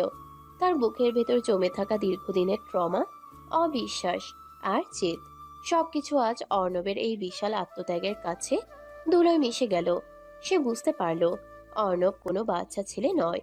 অর্ণব সেই বটবৃক্ষ যে নীরবে সব ঝড় নিজের বুকে পেতে নেয়। ঠিক সেই মুহূর্তে কেবিনের দরজা দিয়ে ধীর পায়ে প্রবেশ করলো নাফিস। তার মুখে সেই চিরচেনা শয়তানি হাসি। ফাহিম আর নাদিয়াকে দেখে সে একটুও ঘাবড়ালো না। বাহ, ট্রুথ রিভিলড। খুব তো ইমোশনাল সিন চলছে দেখছি। তা জুনিয়র হ্যাকার সাহেব, আপনার গোয়েন্দাগিরি শেষ হলে আপনারা একটু বাইরে যাবেন? আমার তানিয়ার সাথে কিছু পার্সোনাল কথা আছে। তোমার কোনো পার্সোনাল কথা তানিয়া শুনবেন না নাফিস। তোমার সব জালিয়াতি আমরা ধরে ফেলেছি। আমি এক্ষুনি পুলিশ ডাকছি। পুলিশ? হা হা হা হা, ডাকো পুলিশ। কিন্তু পুলিশ ডাকার আগে তানিয়াকে জিজ্ঞেস করো ও কি সত্যি ওর বাবাকে রাস্তায় দেখতে চায়। তুমি কি বলতে চাইছো নাফিস? তোর বাবা জালাল সাহেব গত মাসে এক নতুন হাউজিং প্রজেক্ট তার জীবনের সমস্ত সেভিংস আর পৈতৃক সম্পত্তির দলিল বন্ধক রেখে ইনভেস্ট করেছে। তুই জানিস ওই প্রজেক্টের মেজরিটি শেয়ার হোল্ডারকে আমি। আমি যদি কাল সকালে ওই প্রজেক্টের থেকে আমার ফান্ড তুলে নিই, তোর বাবা পুরো দেউলিয়া হয়ে যাবে। ওনার নামে জালিয়াতির মামলা হবে এবং ওনাকে জেলেও যেতে হবে। তানিয়ার শখে পাথর হয়ে গেল। নাদিয়া আর ফাহিমও হতবাক। নাফিস এগিয়ে এসে তানিয়ার টেবিলের উপরে ঝুঁকে দাঁড়ালো। আমি তোকে আগেই বলেছিলাম তানিয়া, তুই আমার কথায় উঠবি আর বসবি। তোর এই কিউট বডিগার্ডকে তো আমি রাস্তা থেকে সরিয়ে দিয়েছি। এখন তুই একা। কাল বিকালের মধ্যে তুই যদি আমাকে কাজী অফিসে গিয়ে বিয়ে না করিস, তবে কাল রাতেই তোর বাবার নামে অ্যারেস্ট ওয়ারেন্ট বেরোবে। Choice is your darling. Nafis একটা জঘন্য হাসি দিয়ে কেবিন থেকে বেরিয়ে গেল। তানিয়ার বুকের ভেতরটা ভয়ে হিম হয়ে এলো। তার বাবার সম্মান, তার পরিবার সবকিছু এখন এই শয়তানটার হাটের মুঠোয়।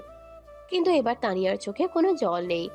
কান্নার বদলে সেখানে এক অদ্ভুত জেদ আর দৃঢ়তা ফুটে উঠল। সে চেয়ার ছেড়ে উঠে দাঁড়ালো। ফাহিম, তুমি আমাকে এই সিসিটিভি ফুটেজ আর সব প্রমাণগুলো একটা পেন ড্রাইভে দিয়ে দাও এক্ষুনি। তানিয়া, তুই কি করবি? নাফিস তো ব্ল্যাকমেল করছে। আমার ঢাল এখনো শেষ হয়ে যায়নি নাদিয়া। আমি আমার অন্ধকারে মুখ লুকিয়ে কাঁদবো না। আমি আর অন্ধকারে মুখ লুকিয়ে কাঁদবো না। যে মানুষটা আমার জন্য সব কিছু বিসর্জন দিয়েছে, আজ আমি তার কাছে গিয়ে আমার সব অহংকার বিসর্জন দেব। বিকেল 4টে। তানিয়াদের ধানমন্ডির বাড়িতে এক থমথমে পরিবেশ। ড্রয়িং রুমে তানিয়ার বাবা জালাল সাহেব, মা রিহানা বেগম, ভাই রাফি এবং খালাতো বোন সুমি বসে আছে। তানিয়া অফিস থেকে সোজা বাড়িতে এসে সবাইকে ড্রয়িং রুমে ডেকে পাঠিয়েছে। তানিয়ার চোখ মুখ শক্ত, যেন কোনো এক ভয়ঙ্কর ঝড়ের পূর্বাভাস। কি রে তানিয়া, তুই অসময়ে অফিস থেকে চলে এলি যে? কি হয়েছে? মা, আমি আজ তোমাদের সামনে একটা সত্যি তুলে ধরতে চাই, যে সত্যিটার জন্য অর্ণবকে আজ সবার কাছে চোর আর প্রতারক শাস্তি হয়েছে। আপু, তুই অর্ণবের ব্যাপারে কি বলেছিস? ও তো 3 দিন ধরে কারো ফোন ধরছে না। ও নাকি তোদের অফিসে ফাইল চুরি করেছে। না রাফি, অর্ণব ফাইল চুরি করেনি। ফাইল চুরি করেছে তোমার আদরের কাজিন, এই সুমি। তানিয়া তার ব্যাগ থেকে ল্যাপটপটা বের করে সিসিটিভি ফুটেজটা প্লে করে সবার সামনে রাখলো। সুমি ফুটেজটা দেখেই ফ্যাকাশে হয়ে গেল। সে কাঁপতে কাঁপতে পেছনের দিকে সরে যেতে চাইলো। জালাল সাহেব আর রেহানা বেগম নিজেদের চোখকে বিশ্বাস করতে পারলেন না। সুমি, তুই তুই এই কাজ করছিস? খালু, আমি আমাকে নাফিস ভাইয়া বলেছিল। শটাক। তানিয়া এগিয়ে গিয়ে সুমির গালে সজোরে একটা চর বসিয়ে দিল।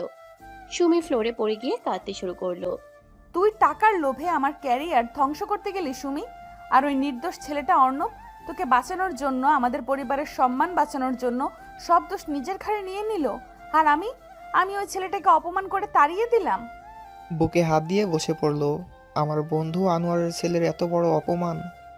আমরা ওকে কত ভুল বুঝছি। রেহেনা, আমি আজই আনোয়ারের কাছে গিয়ে ক্ষমা চাইবো। না বাবা, ক্ষমা তুমি চাইবে না। যে ভুল আমি করেছি তার প্রায়শ্চিত্ত আমাকেই করতে হবে। নাফিস তোমাকে ব্ল্যাকমেল করছে বাবা, কিন্তু আমি থাকতে নাফিস তোমার একটা চুলও বাঁকা করতে পারবে না। আমি আসছি। তানিয়া আর এক মুহূর্তও দাঁড়ালো না। সে ড্রয়িং রুম থেকে বেরিয়ে সোজা নিজের গাড়ির দিকে ছুটে গেল। তার গন্তব্য এখন একটাই, অর্ণব। সন্ধ্যা 6টা। অর্ণবদের বাড়ির পরিবেশ বেশ ভারী। অর্ণবের বাবা আনোয়ার হোসেন ড্রয়িং রুমে বসে গম্ভীর মুখে পত্রিকা পড়ছেন। সালমা খাতুন চিন্তিত মুখে বসে আছেন। রোদসী সোফায় বসে ফোন চাপছে। অর্ণব তার রুম থেকে একটা বড় ট্রাভেল ব্যাগ হাতে নিয়ে সিঁড়ি দিয়ে নিচে নেমে এলো। কি রে অর্ণব, তুই সত্যি সত্যি চলে যাবি? হ্যাঁ মা, আমি কিছুদিন গ্রামের বাড়ি থেকে ঘুরে আসি। এখানে আমার একদম দম বন্ধ লাগছে। শহরটা বড্ড স্বার্থপর মনে হচ্ছে। তুই কাজটা ঠিক করছিস না অর্ণব। তুই কোনো অন্যায় করিসনি, আমি জানি। তাহলে তুই কেন পালিয়ে যাচ্ছিস? আমি পালাচ্ছি না বাবা, আমি শুধু একটু শান্তি চাই। আমি যাকে বিশ্বাস করেছিলাম সে যখন আমাকে বিশ্বাস করেনি, তখন আর কার জন্য এখানে থাকবো? ঠিক সেই মুহূর্তে বাড়ির মেইন দরজাটা সজোরে খুলে গেল। সবাই চমকে দরজার দিকে তাকালো। তানিয়া দাঁড়িয়ে আছে। তার চুলগুলো এলোমেলো, শাড়ির আঁচল ফ্লোরে লুটোচ্ছে, আর চোখে অঝোর ধারায় জল ঝরছে। কিন্তু তার সেই চিরচেনা ইগো বা অহংকারের লেশমাত্র আজ তার চেহারায় নেই। সে আজ শুধু একটা সাধারণ মেয়ে, যে তার ভালোবাসাকে হারাতে চায় না। তানিয়া ধীর পায়ে ড্রয়িং রুমে প্রবেশ করলো। অর্ণব তানিয়াকে দেখে থমকে গেল। তার হাতের ব্যাগটা ফ্লোরে পড়ে গেল। আপু, আপনি এখানে? কোথাও যেতে পারবে না তুমি অর্ণব। আমাকে ছেড়ে তুমি কোথাও যেতে পারবে না। তানিয়া সোজা হেঁটে গিয়ে অর্ণবের ঠিক সামনে দাঁড়ালো। সালমা খাতুন আর আনোয়ার হোসেন হতবাক হয়ে তাকিয়ে আছেন। রোদসী উঠে দাঁড়িয়েছে। তানিয়া আর কিছু না ভেবে সবার সামনে ধপ করে অর্ণবের পায়ের কাছে হাঁটু গেড়ে ফ্লোরে বসে পড়ল। আপু, এ কি করছেন আপনি? উঠুন, আঙ্কেল আন্টি দেখছেন, উঠুন প্লিজ। অর্ণব ব্যস্ত হয়ে তানিয়ার দুই কাঁধ ধরে তাকে ওঠানোর চেষ্টা করলো, কিন্তু তানিয়া শক্ত হয়ে ফ্লোরে বসে রইল। সে অর্ণবের হাত দুটো নিজের হাতের মুঠোয় শক্ত করে চেপে ধরে ফুপিয়ে কাঁদতে শুরু করলো। আমাকে ক্ষমা করে দাও অর্ণব, প্লিজ আমাকে ক্ষমা করে দাও। আমি একটা অন্ধ অহংকারী আর বোকা মেয়ে। আমি তোমার চোখের ভাষা বুঝতে পারিনি। তুমি আমার পরিবারের সম্মান বাঁচাতে নিজের ক্যারিয়ার শেষ করে দিলে, আর আমি তোমাকে চড় মারলাম। আমার হাতটা কেন তখন অবশ হয়ে গেল না অর্ণব? আপু, আমি সব ভুলে গেছি। আপনি প্লিজ এভাবে ফ্লোরে বসে থাকবেন না, আমার খুব কষ্ট হচ্ছে। আপনি তো আমার মহারানী, আপনার জায়গা ফ্লোরে না। আমি কোনো মহারানী নই অর্ণব। আমার সব অহংকার আজ তোমার ভালোবাসার কাছে হেরে গেছে। আমি নাদিয়া আর ফাহিমের কাছ থেকে সব সত্যি জেনেছি। সুমির কীর্তি, তোমার আত্মত্যাগ, সব কিছু। কেন করলে তুমি এমন? কেন আমাকে এত ভালোবাসলে তুমি? কারণ আপনি যে অন্ধকারে ছিলেন, সেখানে আলো নিয়ে যাওয়ার দায়িত্বটা তো আমি সেই কবেই নিজের কাঁধে তুলে নিয়েছিলাম। আপনি যতই আমাকে দূরে ঠেলা দেন না কেন, আমি তো আপনার ছায়া। তানিয়া অর্ণবের চোখের দিকে তাকালো। সেই চোখে কোনো অভিমান নেই, আছে শুধু এক সমুদ্র ভালোবাসা। তানিয়া সবার সামনে সালমা খাতুন আর আনোয়ার হোসেনের উপস্থিতি তোয়াক্কা না করে অর্ণবের হাত দুটো নিজের বুকে চেপে ধরলো। নাফিস আমাকে ব্ল্যাকমেল করছে অর্ণব। ও বলেছে কালকের মধ্যে ওকে বিয়ে না করলে ও বাবার কোম্পানি শেষ করে দেবে, বাবাকে জেলে পাঠাবে। আমার খুব ভয় করছে অর্ণব। আমি এই শয়তানটার সাথে লড়তে পারবো না। নাফিসের এত বড় স্পর্ধা যে ও আপনাকে ব্ল্যাকমেইল করে? আপনি আমাকে শুধু একবার অধিকার দিন আপু, আমি ওই নাফিসের পুরো সাম্রাজ্য ধুলোয় মিশিয়ে দেব। আমি তোমাকে অধিকার দিলাম অর্ণব। আমার জীবনের সব অধিকার আজ থেকে শুধু তোমার। তুমি কি এই অহংকারী ট্রমাটাইজড মেয়েটার জীবনের সব অন্ধকার দূর করার দায়িত্ব নেবে? তুমি কি আমাকে বিয়ে করবে অর্ণব? আমাকে সারা জীবনের জন্য তোমার করে নেবে? তানিয়ার এই প্রস্তাবে পুরো ড্রয়িং রুমে পিনপতন নীরবতা নেমে এলো। সালমা খাতুন মুখে হাত দিয়ে কাঁদছেন খুশিতে। আনোয়ার হোসেনের মুখে একটা গর্বিত হাসি ফুটে উঠেছে। অর্ণব আর নিজেকে ধরে রাখতে পারল না। সে ফ্লোরে হাঁটু গেড়ে বসে তানিয়াকে সজনে নিজের বুকের সাথে জড়িয়ে ধরল। আমি তো সেই কবে থেকে আপনার হয়ে বসে আছি পিচ্চি বউ। আমি তোমার চেয়ে 3 বছরের বড়, গাধা। পিচ্চি বউ বলবে না। বয়সে বড় হলে কি হবে, ভালোবাসার কাছে আপনি আমার সেই ছোট্ট পিচ্চি বউটাই থাকবেন সারা জীবন। তানিয়া অর্ণবের বুকে মুখ লুকিয়ে শান্তির একটা দীর্ঘশ্বাস ফেলল। তার এত বছরের সব ট্রমা, সব কষ্ট আজ যেন অর্ণবের বুকের উষ্ণতায় বাষ্প হয়ে উড়ে গেল। কিন্তু এই সুন্দর মুহূর্তের আড়ালে একটা বড় যুদ্ধ তখনও বাকি। নাফিসের ব্ল্যাকমেলের জবাব তাদের দিতে হবে। অর্ণবের চোখে তখন এক ভয়ঙ্কর জেদ। সে তানিয়াকে তার বুকে জড়িয়ে রেখেই মনে মনে প্রতিজ্ঞা করল, কালকের দিনটা নাফিস আহমেদের জীবনের সবচেয়ে বড় দুঃস্বপ্ন হতে চলেছে। গতকাল রাতে সেই তীব্র আবেগ আর কান্নার পর আজকের সকালটা যেন একটা নতুন যুদ্ধের প্রস্তুতি নিয়ে এসেছে। সকাল 10টা। অর্ণবদের বাড়ির ছাদের ছিলে কোঠার ঘরটাকে আজ একটা মিনি কন্ট্রোল রুমে পরিণত করা হয়েছে। ঘরের মাঝখানে একটা বড় টেবিলে 3-4টে ল্যাপটপ খোলা। ফাহিম খুব দ্রুত কিবোর্ডে আঙ্গুল চালাচ্ছে। তার পাশে বসে আছে অর্ণবের আরেক বন্ধু আবির। আবির পেশায় একজন সাইবার সিকিউরিটি এক্সপার্ট। অর্ণব জানালার কাছে দাঁড়িয়ে শান্ত দৃষ্টিতে বাইরের দিকে তাকিয়ে আছে। তার চোখে কোনো ঘুম নেই, আছে শুধু এক ভয়ঙ্কর জেদ। ঠিক তখনই রাফি আর তার আড্ডাবাজ বন্ধু আনিস ঘরে ঢুকলো। আনিসের হাতে অনেকগুলো কফির মগ। দোস্ত, এই নে তোদের কফি। সারা রাত তো তোরা চোখের পাতা এক করিসনি। কাজ কত দূর এগোলো? কফিটা টেবিলে রাখ আনিস। কাজ প্রায় শেষ পর্যায়ে। নাফিসের ওই ফেক কোম্পানির মেইন সার্ভারে আমি আর আবির মিলে অলরেডি ঢুকে পড়েছি। নাফিস, লোকটা আসলে একটা আস্ত প্রোটো অর্ণব। সে শুধু তানিয়া আফুর বাবার প্রজেক্টের পেপারস আটকে রাখিনি, ওর নামে বিদেশে একাধিক ফেক ইনভেস্টমেন্টের মামলা আছে। আমরা সব ডাটা রিকভার করে ওর সার্ভার থেকে ডিলিট করে দিচ্ছি। ভাই, আমার তো এখনো রাগে গা কাঁপছে। আমার নিজের খালাতো বোন সুমি টাকার লোভে নাফিসের সাথে হাত মিলালো। আমার তো ইচ্ছে করছে এখনই সুমিকে পুলিশে দিই। মাথা ঠান্ডা রাখ রাফি। সুমিকে পুলিশে দিলে তোর বাবা মা সমাজে মুখ দেখাতে পারবে না। সুমি ভুল করেছে, কিন্তু তার শাস্তিটা অন্যভাবে হবে। আমাদের মেইন টার্গেট এখন নাফিস। ও আজ বিকালে তানিয়া আপুকে বিয়ে করার জন্য কাজী আর ভেন্যু রেডি করে রেখেছে। ও ভাবছে ও জিতে গেছে। কিন্তু দোস্ত, আপু তো অনেক নার্ভাস। নাফিস যদি সত্যি ওই প্রজেক্টের পেপারগুলো পুলিশের কাছে দিয়ে দেয়? আমি থাকতে সেটা কোনো দিনও হবে না। ফাহিম, ডেটাগুলো কি আমাদের সিকিউর ড্রাইভে ট্রান্সফার হয়েছে? হ্যাঁ ভাই, সব কমপ্লিট। নাফিসের হাতের মুঠোয় এখন শুধু বাতাস। ওর সার্ভার পুরো ব্ল্যাঙ্ক করে দিয়েছি আমরা। আর সব এভিডেন্স আমি পেন ড্রাইভে নিয়ে নিয়েছি। আর আমি পুলিশের সাইবার ক্রাইম ডিপার্টমেন্টের এক পরিচিত অফিসারকে সব ফরওয়ার্ড করে দিচ্ছি। ওনারা সিভিল ড্রেসে ভেন্যুর বাইরে ওয়েট করবেন। পারফেক্ট। আজ নাফিস আহমেদ বুঝবে তানিয়ার দিকে চোখ তুলে তাকানোর শাস্তি কতটা ভয়ঙ্কর হতে পারে। তোরা রেডি হ, আমরা ভেন্যুর দিকে বেরোবো। দুপুর 2টো। তানিয়াদের ধানমন্ডির বাড়িতে এক অদ্ভুত থমথমে পরিবেশ। তানিয়া নিজের ঘরে আয়নার সামনে দাঁড়িয়ে আছে। তার পরনে একটা গাঢ় লাল রঙের শাড়ি। তবে এটা কোনো বিয়ের সাজ নয়, এটা একটা যুদ্ধের সাজ। তার চোখে কোনো ভয় নেই। পুরনো সেই ভীত ট্রমাটাইজড তানিয়া আজ মরে গেছে। সেখানে জন্ম নিয়েছে এক আত্মবিশ্বাসী নারী, যার পেছনে পাহাড়ের মতো দাঁড়িয়ে আছে অর্ণব। কাজের মেয়ে খাদিজা ঘরে ঢুকে তানিয়ার দিকে তাকিয়ে চোখ মুছতে লাগলো। আফা, আপনি কি সত্য সত্যই ওই খারাপ লোকটারে বিয়া করবেন? খালুজান তো ড্রয়িং রুমে বৈশা খালি কান্তাছে। তুই কাঁদিস না খাদিজা, তুই গিয়ে রহিম চাচাকে বল গাড়ি বের করতে। আমি আজ এই শয়তানটা শেষ দেখে ছাড়বো। তুই শুধু দোয়া করিস। আমার সব দোয়া আপনার লাইগা আফা। আল্লাহ আপনারে সহায় হোক। তানিয়া ড্রয়িং রুমে এলো। জালাল সাহেব এবং রেহানা বেগম খুব চিন্তিত মুখে বসে আছেন।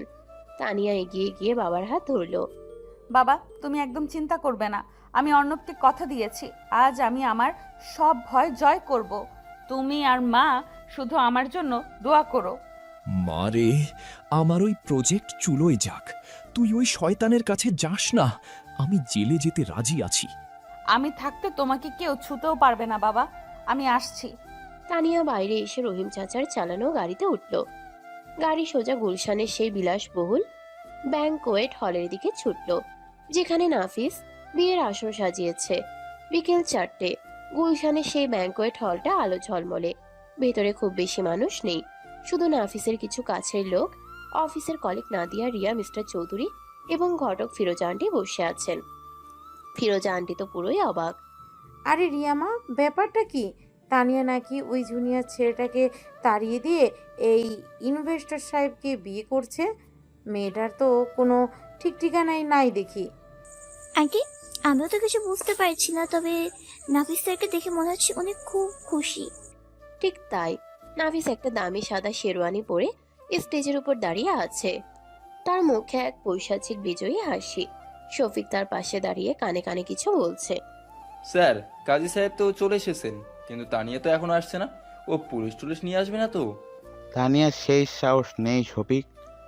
ওর বাবার কোম্পানির সব ফেক ডকুমেন্ট আমার সার্ভারে সেভ করা আছে। ও খুব ভালো করেই জানে একটু এদিক ওদিক হলেই ওর বাবা সোজা 10 বছরের জেল। ও আসবে, একদম সুরসুর করে আসবে। ঠিক সেই মুহূর্তে ব্যাংকোয়েট হলের বিশাল কাচের দরজাটা সজোরে খুলে গেল। সবার দৃষ্টি সেদিকে নিবদ্ধ হলো। নাফিসের মুখের হাসিটা আরো চড়াও হলো, কিন্তু পর মুহূর্তেই সেই হাসিটা মিলিয়ে গিয়ে সেখানে এক চরম বিস্ময়ের রাগের সৃষ্টি হলো। দরজায় দাঁড়িয়ে আছে তানিয়া, কিন্তু সে একা নয়। তার ডান হাতটা খুব শক্ত করে ধরে আছে অর্ণব। অর্ণবের পরনে একটা কালো রঙের পাঞ্জাবি, চোখে মুখে এক প্রশান্ত অথচ ভয়ঙ্কর স্থিরতা। তানিয়া আর অর্ণব ধীর পায়ে হেঁটে সোজা স্টেজের দিকে এগিয়ে আসতে লাগলো। উপস্থিত সবাই হতভাগ। নাদিয়া আর রিয়া তো আনন্দে একে অপরের হাত চেপে ধরলো। তানিয়া, এর মানে কি? তুই এই ফালতু ছেলেটাকে সাথে নিয়ে এসেছিস কেন? তোর বাবার জেলের ভয় কি তোর মন থেকে উঠে গেছে? মুখ সামলে কথা বলবে নাফিস। ও কোনো ফালতু ছেলে নয়, ও অর্ণব, আমার স্বামী। স্বামী শব্দটা পুরো হলে বোমার মতো ফাটলো। মিস্টার চৌধুরী নিজের জায়গা থেকে উঠে দাঁড়ালেন। শফিক চোখ বড় বড় করে তাকিয়ে আছে। নাফিসের চোখ রাগে লাল হয়ে গেল। What nonsense! স্বামী মানে কি? তুই ওকে বিয়ে করেছিস? তুই কি ভুলে গেছিস আমি এক ক্লিকে তোর বাবাকে রাস্তায় নামাতে পারি? ক্লিকটা তো আপনি তখনই করবেন নাফিস সাহেব, যখন আপনার কাছে ডেটা থাকবে। আপনার কাছে তো এখন শুধু শূন্যতা ছাড়া আর কিছুই নেই। তুই কি বলছিস ফালতু ছেলে? আমার সার্ভারে আপনার সার্ভারে এখন শুধু কিছু ফাঁকা ফোল্ডার আছে। আর হ্যাঁ, হয়তো কয়েকটা ভাইরাসের ফাইল থাকতে পারে যা আমার বন্ধু ফাহিম আর আবির গিফট হিসেবে রেখে এসেছে। আপনি চাইলে আপনার ল্যাপটপটা চেক করে দেখতে পারেন। নাফিস পাগলের মতো পকেট থেকে ফোন বের করে নিজের সার্ভারে লগ ইন করার চেষ্টা করলো, কিন্তু স্ক্রিনে বারবার অ্যাক্সেস ডিনাইড আর ডেটা নট ফাউন্ড লেখা আসতে লাগলো। নাফিসের হাত কাঁপতে শুরু করলো। সে বুঝতে পারছে তার পায়ের তলা থেকে মাটি সরে গেছে। তো তোরা আমার সার্ভারে হ্যাক করেছিস? জানিস এর ফল কি হবে? আমি তোদের নামে কেস করব।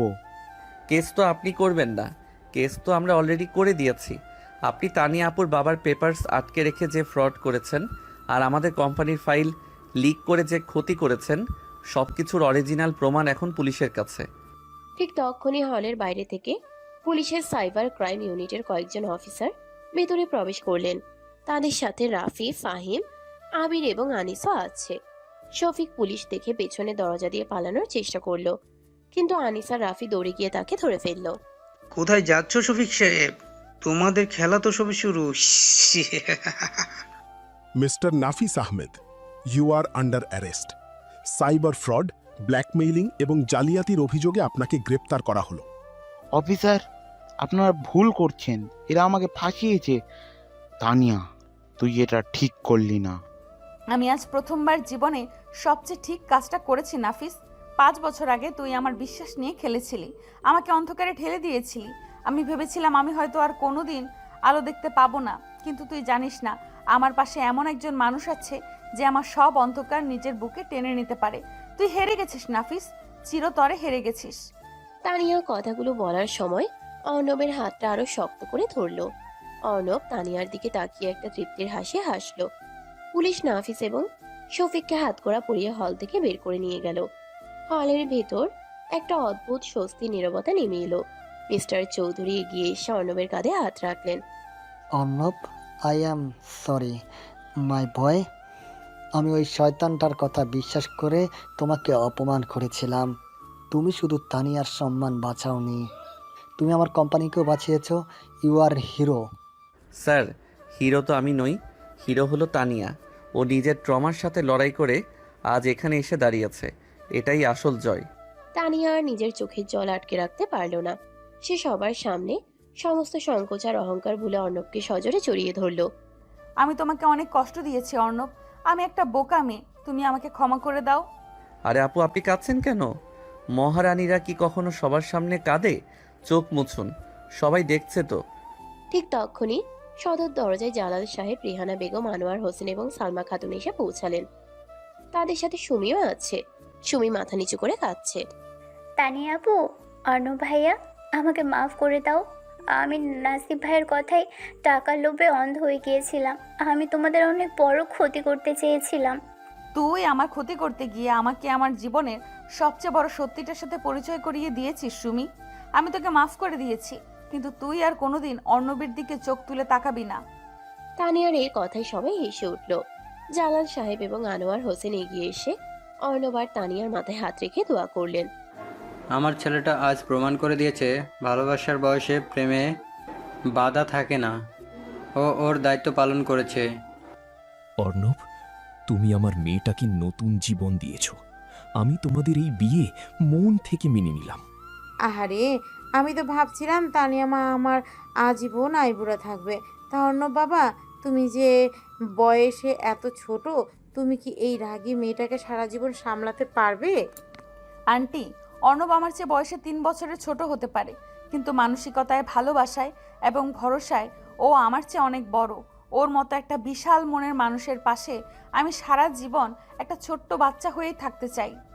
তানিয়ার এই প্রকাশ্য ঘোষণায় অর্ণবের বুকের ভেতরটা এক অদ্ভুত আনন্দে ভরে উঠল। তার এতদিনের নীরব ভালোবাসা, এতদিনের অপমান সহ্য করা, সবকিছু আজ সার্থক মনে হলো। বন্ধুরা সবাই মিলে করতালি দিয়ে উঠল। ব্যাংকোয়েট হলের সেই বিষাক্ত পরিবেশটা মুহূর্তের মধ্যে এক সুন্দর পবিত্র ভালোবাসার উৎসবে পরিণত হলো। রাত 11টা। ধানমন্ডির বাড়িতে তানিয়ার নিজের ঘরটা আজ খুব সুন্দর করে গাঁদা আর গোলাপ ফুল দিয়ে সাজানো হয়েছে। রোদসী আর নাদিয়া মিলে ঘরটা সাজিয়েছে। ঘরের ভেতর একটা মিষ্টি পারফিউমের সুবাস। তানিয়া সেই লাল শাড়িটা পরে খাটের এক কোণে বসে আছে। তার বুকের ভেতরটা আজ কোনো অজানা ভয় নয়, বরং এক অদ্ভুত লজ্জায় আর উত্তেজনায় ধরফর করছে। এতগুলো বছর পর আর সে সত্যি সত্যি নিজেকে কারোর কাছে সম্পূর্ণরূপে সঁপে দিতে প্রস্তুত। ঘরের দরজা খোলার হালকা শব্দ হলো। অর্ণব ধীর পায়ে ঘরে ঢুকলো। তার মুখে সেই চিরচেনা লাজুক আর মিষ্টি হাসি। সে দরজাটা লক করে দিয়ে তানিয়ার সামনে এসে দাঁড়ালো। পুরো ঘরে এক গভীর সুন্দর নীরবতা। মহারানীর কি খুব নার্ভাস লাগছে? একটু একটু। আমি তো কখনো ভাবিনি আমার জীবনে আবার এমন কোনো রাত আসবে। তুমি না থাকলে আমি হয়তো আজ। অর্ণব খুব আলতো করে তার ডান হাতের আঙ্গুলটা তানিয়ার ঠোঁটের উপর রাখলো। তানিয়া চোখ বন্ধ করে ফেলল। অর্ণবের হাতের স্পর্শে তার সারা শরীরে একটা বিদ্যুৎ খেলে গেল। আজ কোনো পুরনো কথা নয়, আজ কোনো অন্ধকারের কথা নয়। আজ থেকে আপনার জীবনের ডিকশনারিতে কোনো ট্রমা, কোনো কষ্ট থাকবে না। আজ থেকে আপনি শুধু আমার তানিয়া। অর্ণব খাটে তানিয়ার পাশে বসলো। সে খুব যত্নের সাথে তানিয়ার হাত দুটো নিজের হাতের মুঠোয় নিল। তানিয়া চোখ খুলে অর্ণবের দিকে তাকালো। সেই চোখে আজ কোনো ইগোর দেয়াল নেই, কোনো অহংকারের পর্দা নেই, আছে শুধু নিঃশর্ত সমর্পণ। তুমি এত ভালো কেন অর্ণব? তুমি কিভাবে আমার সব রূঢ় কথা, সব অপমান এত সহজে ভুলে গেলে? আমি তো তোমাকে সেদিন সবার সামনে চর মেরেছিলাম। তোমার কি একটুও রাগ হয়নি? রাগ তো হয়েছিলই, কিন্তু আপনার ওই চরের চেয়ে আপনার চোখের জলের দাম আমার কাছে অনেক বেশি ছিল। আমি তো আপনাকে সেই ছোটবেলা থেকে দেখছি, যখন আপনি লাল ফিতা দিয়ে চুল বাঁধতেন, তখন থেকেই তো আমি আপনার প্রেমে পাগল। আপনি তো আমার কাছে কোনো সাধারণ মেয়ে নন, আপনি আমার পুরো পৃথিবী। আমি তোমাকে অনেক ভালোবাসি অর্ণব, অনেক বেশি ভালোবাসি। তুমি আমাকে কখনো একা ফেলে যাবে না তো? একা ফেলে যাওয়ার জন্য তো এত যুদ্ধ করিনি পিচ্ছি বউ। আমি তো এসেছি সারা জীবন ছায়ার মতো আপনার পাশে লেপ্টে থাকার জন্য। তানিয়া আর কোনো কথা না বলে অর্ণবের বুকে মাথা রাখলো। অর্ণব খুব আদরের সাথে তানিয়ার চুলে বিলি কাটতে শুরু করলো। তানিয়া 2 হাত দিয়ে অর্ণবকে শক্ত করে জড়িয়ে ধরলো। তার মনে হতে লাগলো পৃথিবীর সবচেয়ে নিরাপদ জায়গা হলো এই মানুষটার বুক। বাইরের আকাশে তখন পূর্ণিমার চাঁদ জ্বলজ্বল করছে। চাঁদের সেই স্নিগ্ধ আলো জানালার কাজ ভেদ করে ঘরের ভেতর এসে পড়েছে। সে আলোর মতোই তানিয়ার জীবনের সব অন্ধকার আজ চিরতরে দূর হয়ে গেছে। অর্ণব তানিয়ার কপালে একটা দীর্ঘ পবিত্র চুমু খেলো। তানিয়া লজ্জায় চোখ বন্ধ করে অর্ণবের বুকে আরো বেশি করে মিশে গেল। দীর্ঘদিনের একটা নীরব ভালোবাসা, অনেক ভুল বোঝাবুঝি, কষ্ট আর ত্যাগের পর আজ তার সঠিক গন্তব্য খুঁজে পেয়েছে। অহংকারের দেয়াল ভেঙে অতীতের সব ক্ষত মুছে দিয়ে একটি সুন্দর, স্নিগ্ধ আর বিশ্বাসে ভরপুর দাম্পত্য জীবনের সূচনা হলো। প্রেম যখন সত্যি হয় তখন তা বয়স, ইগো বা অতীতের কোনো বাধাকেই মানে না। অর্ণব আর তানিয়ার এই নতুন জীবনের গল্পটি তারই এক জীবন্ত প্রমাণ হয়ে রইল। সমাপ্ত।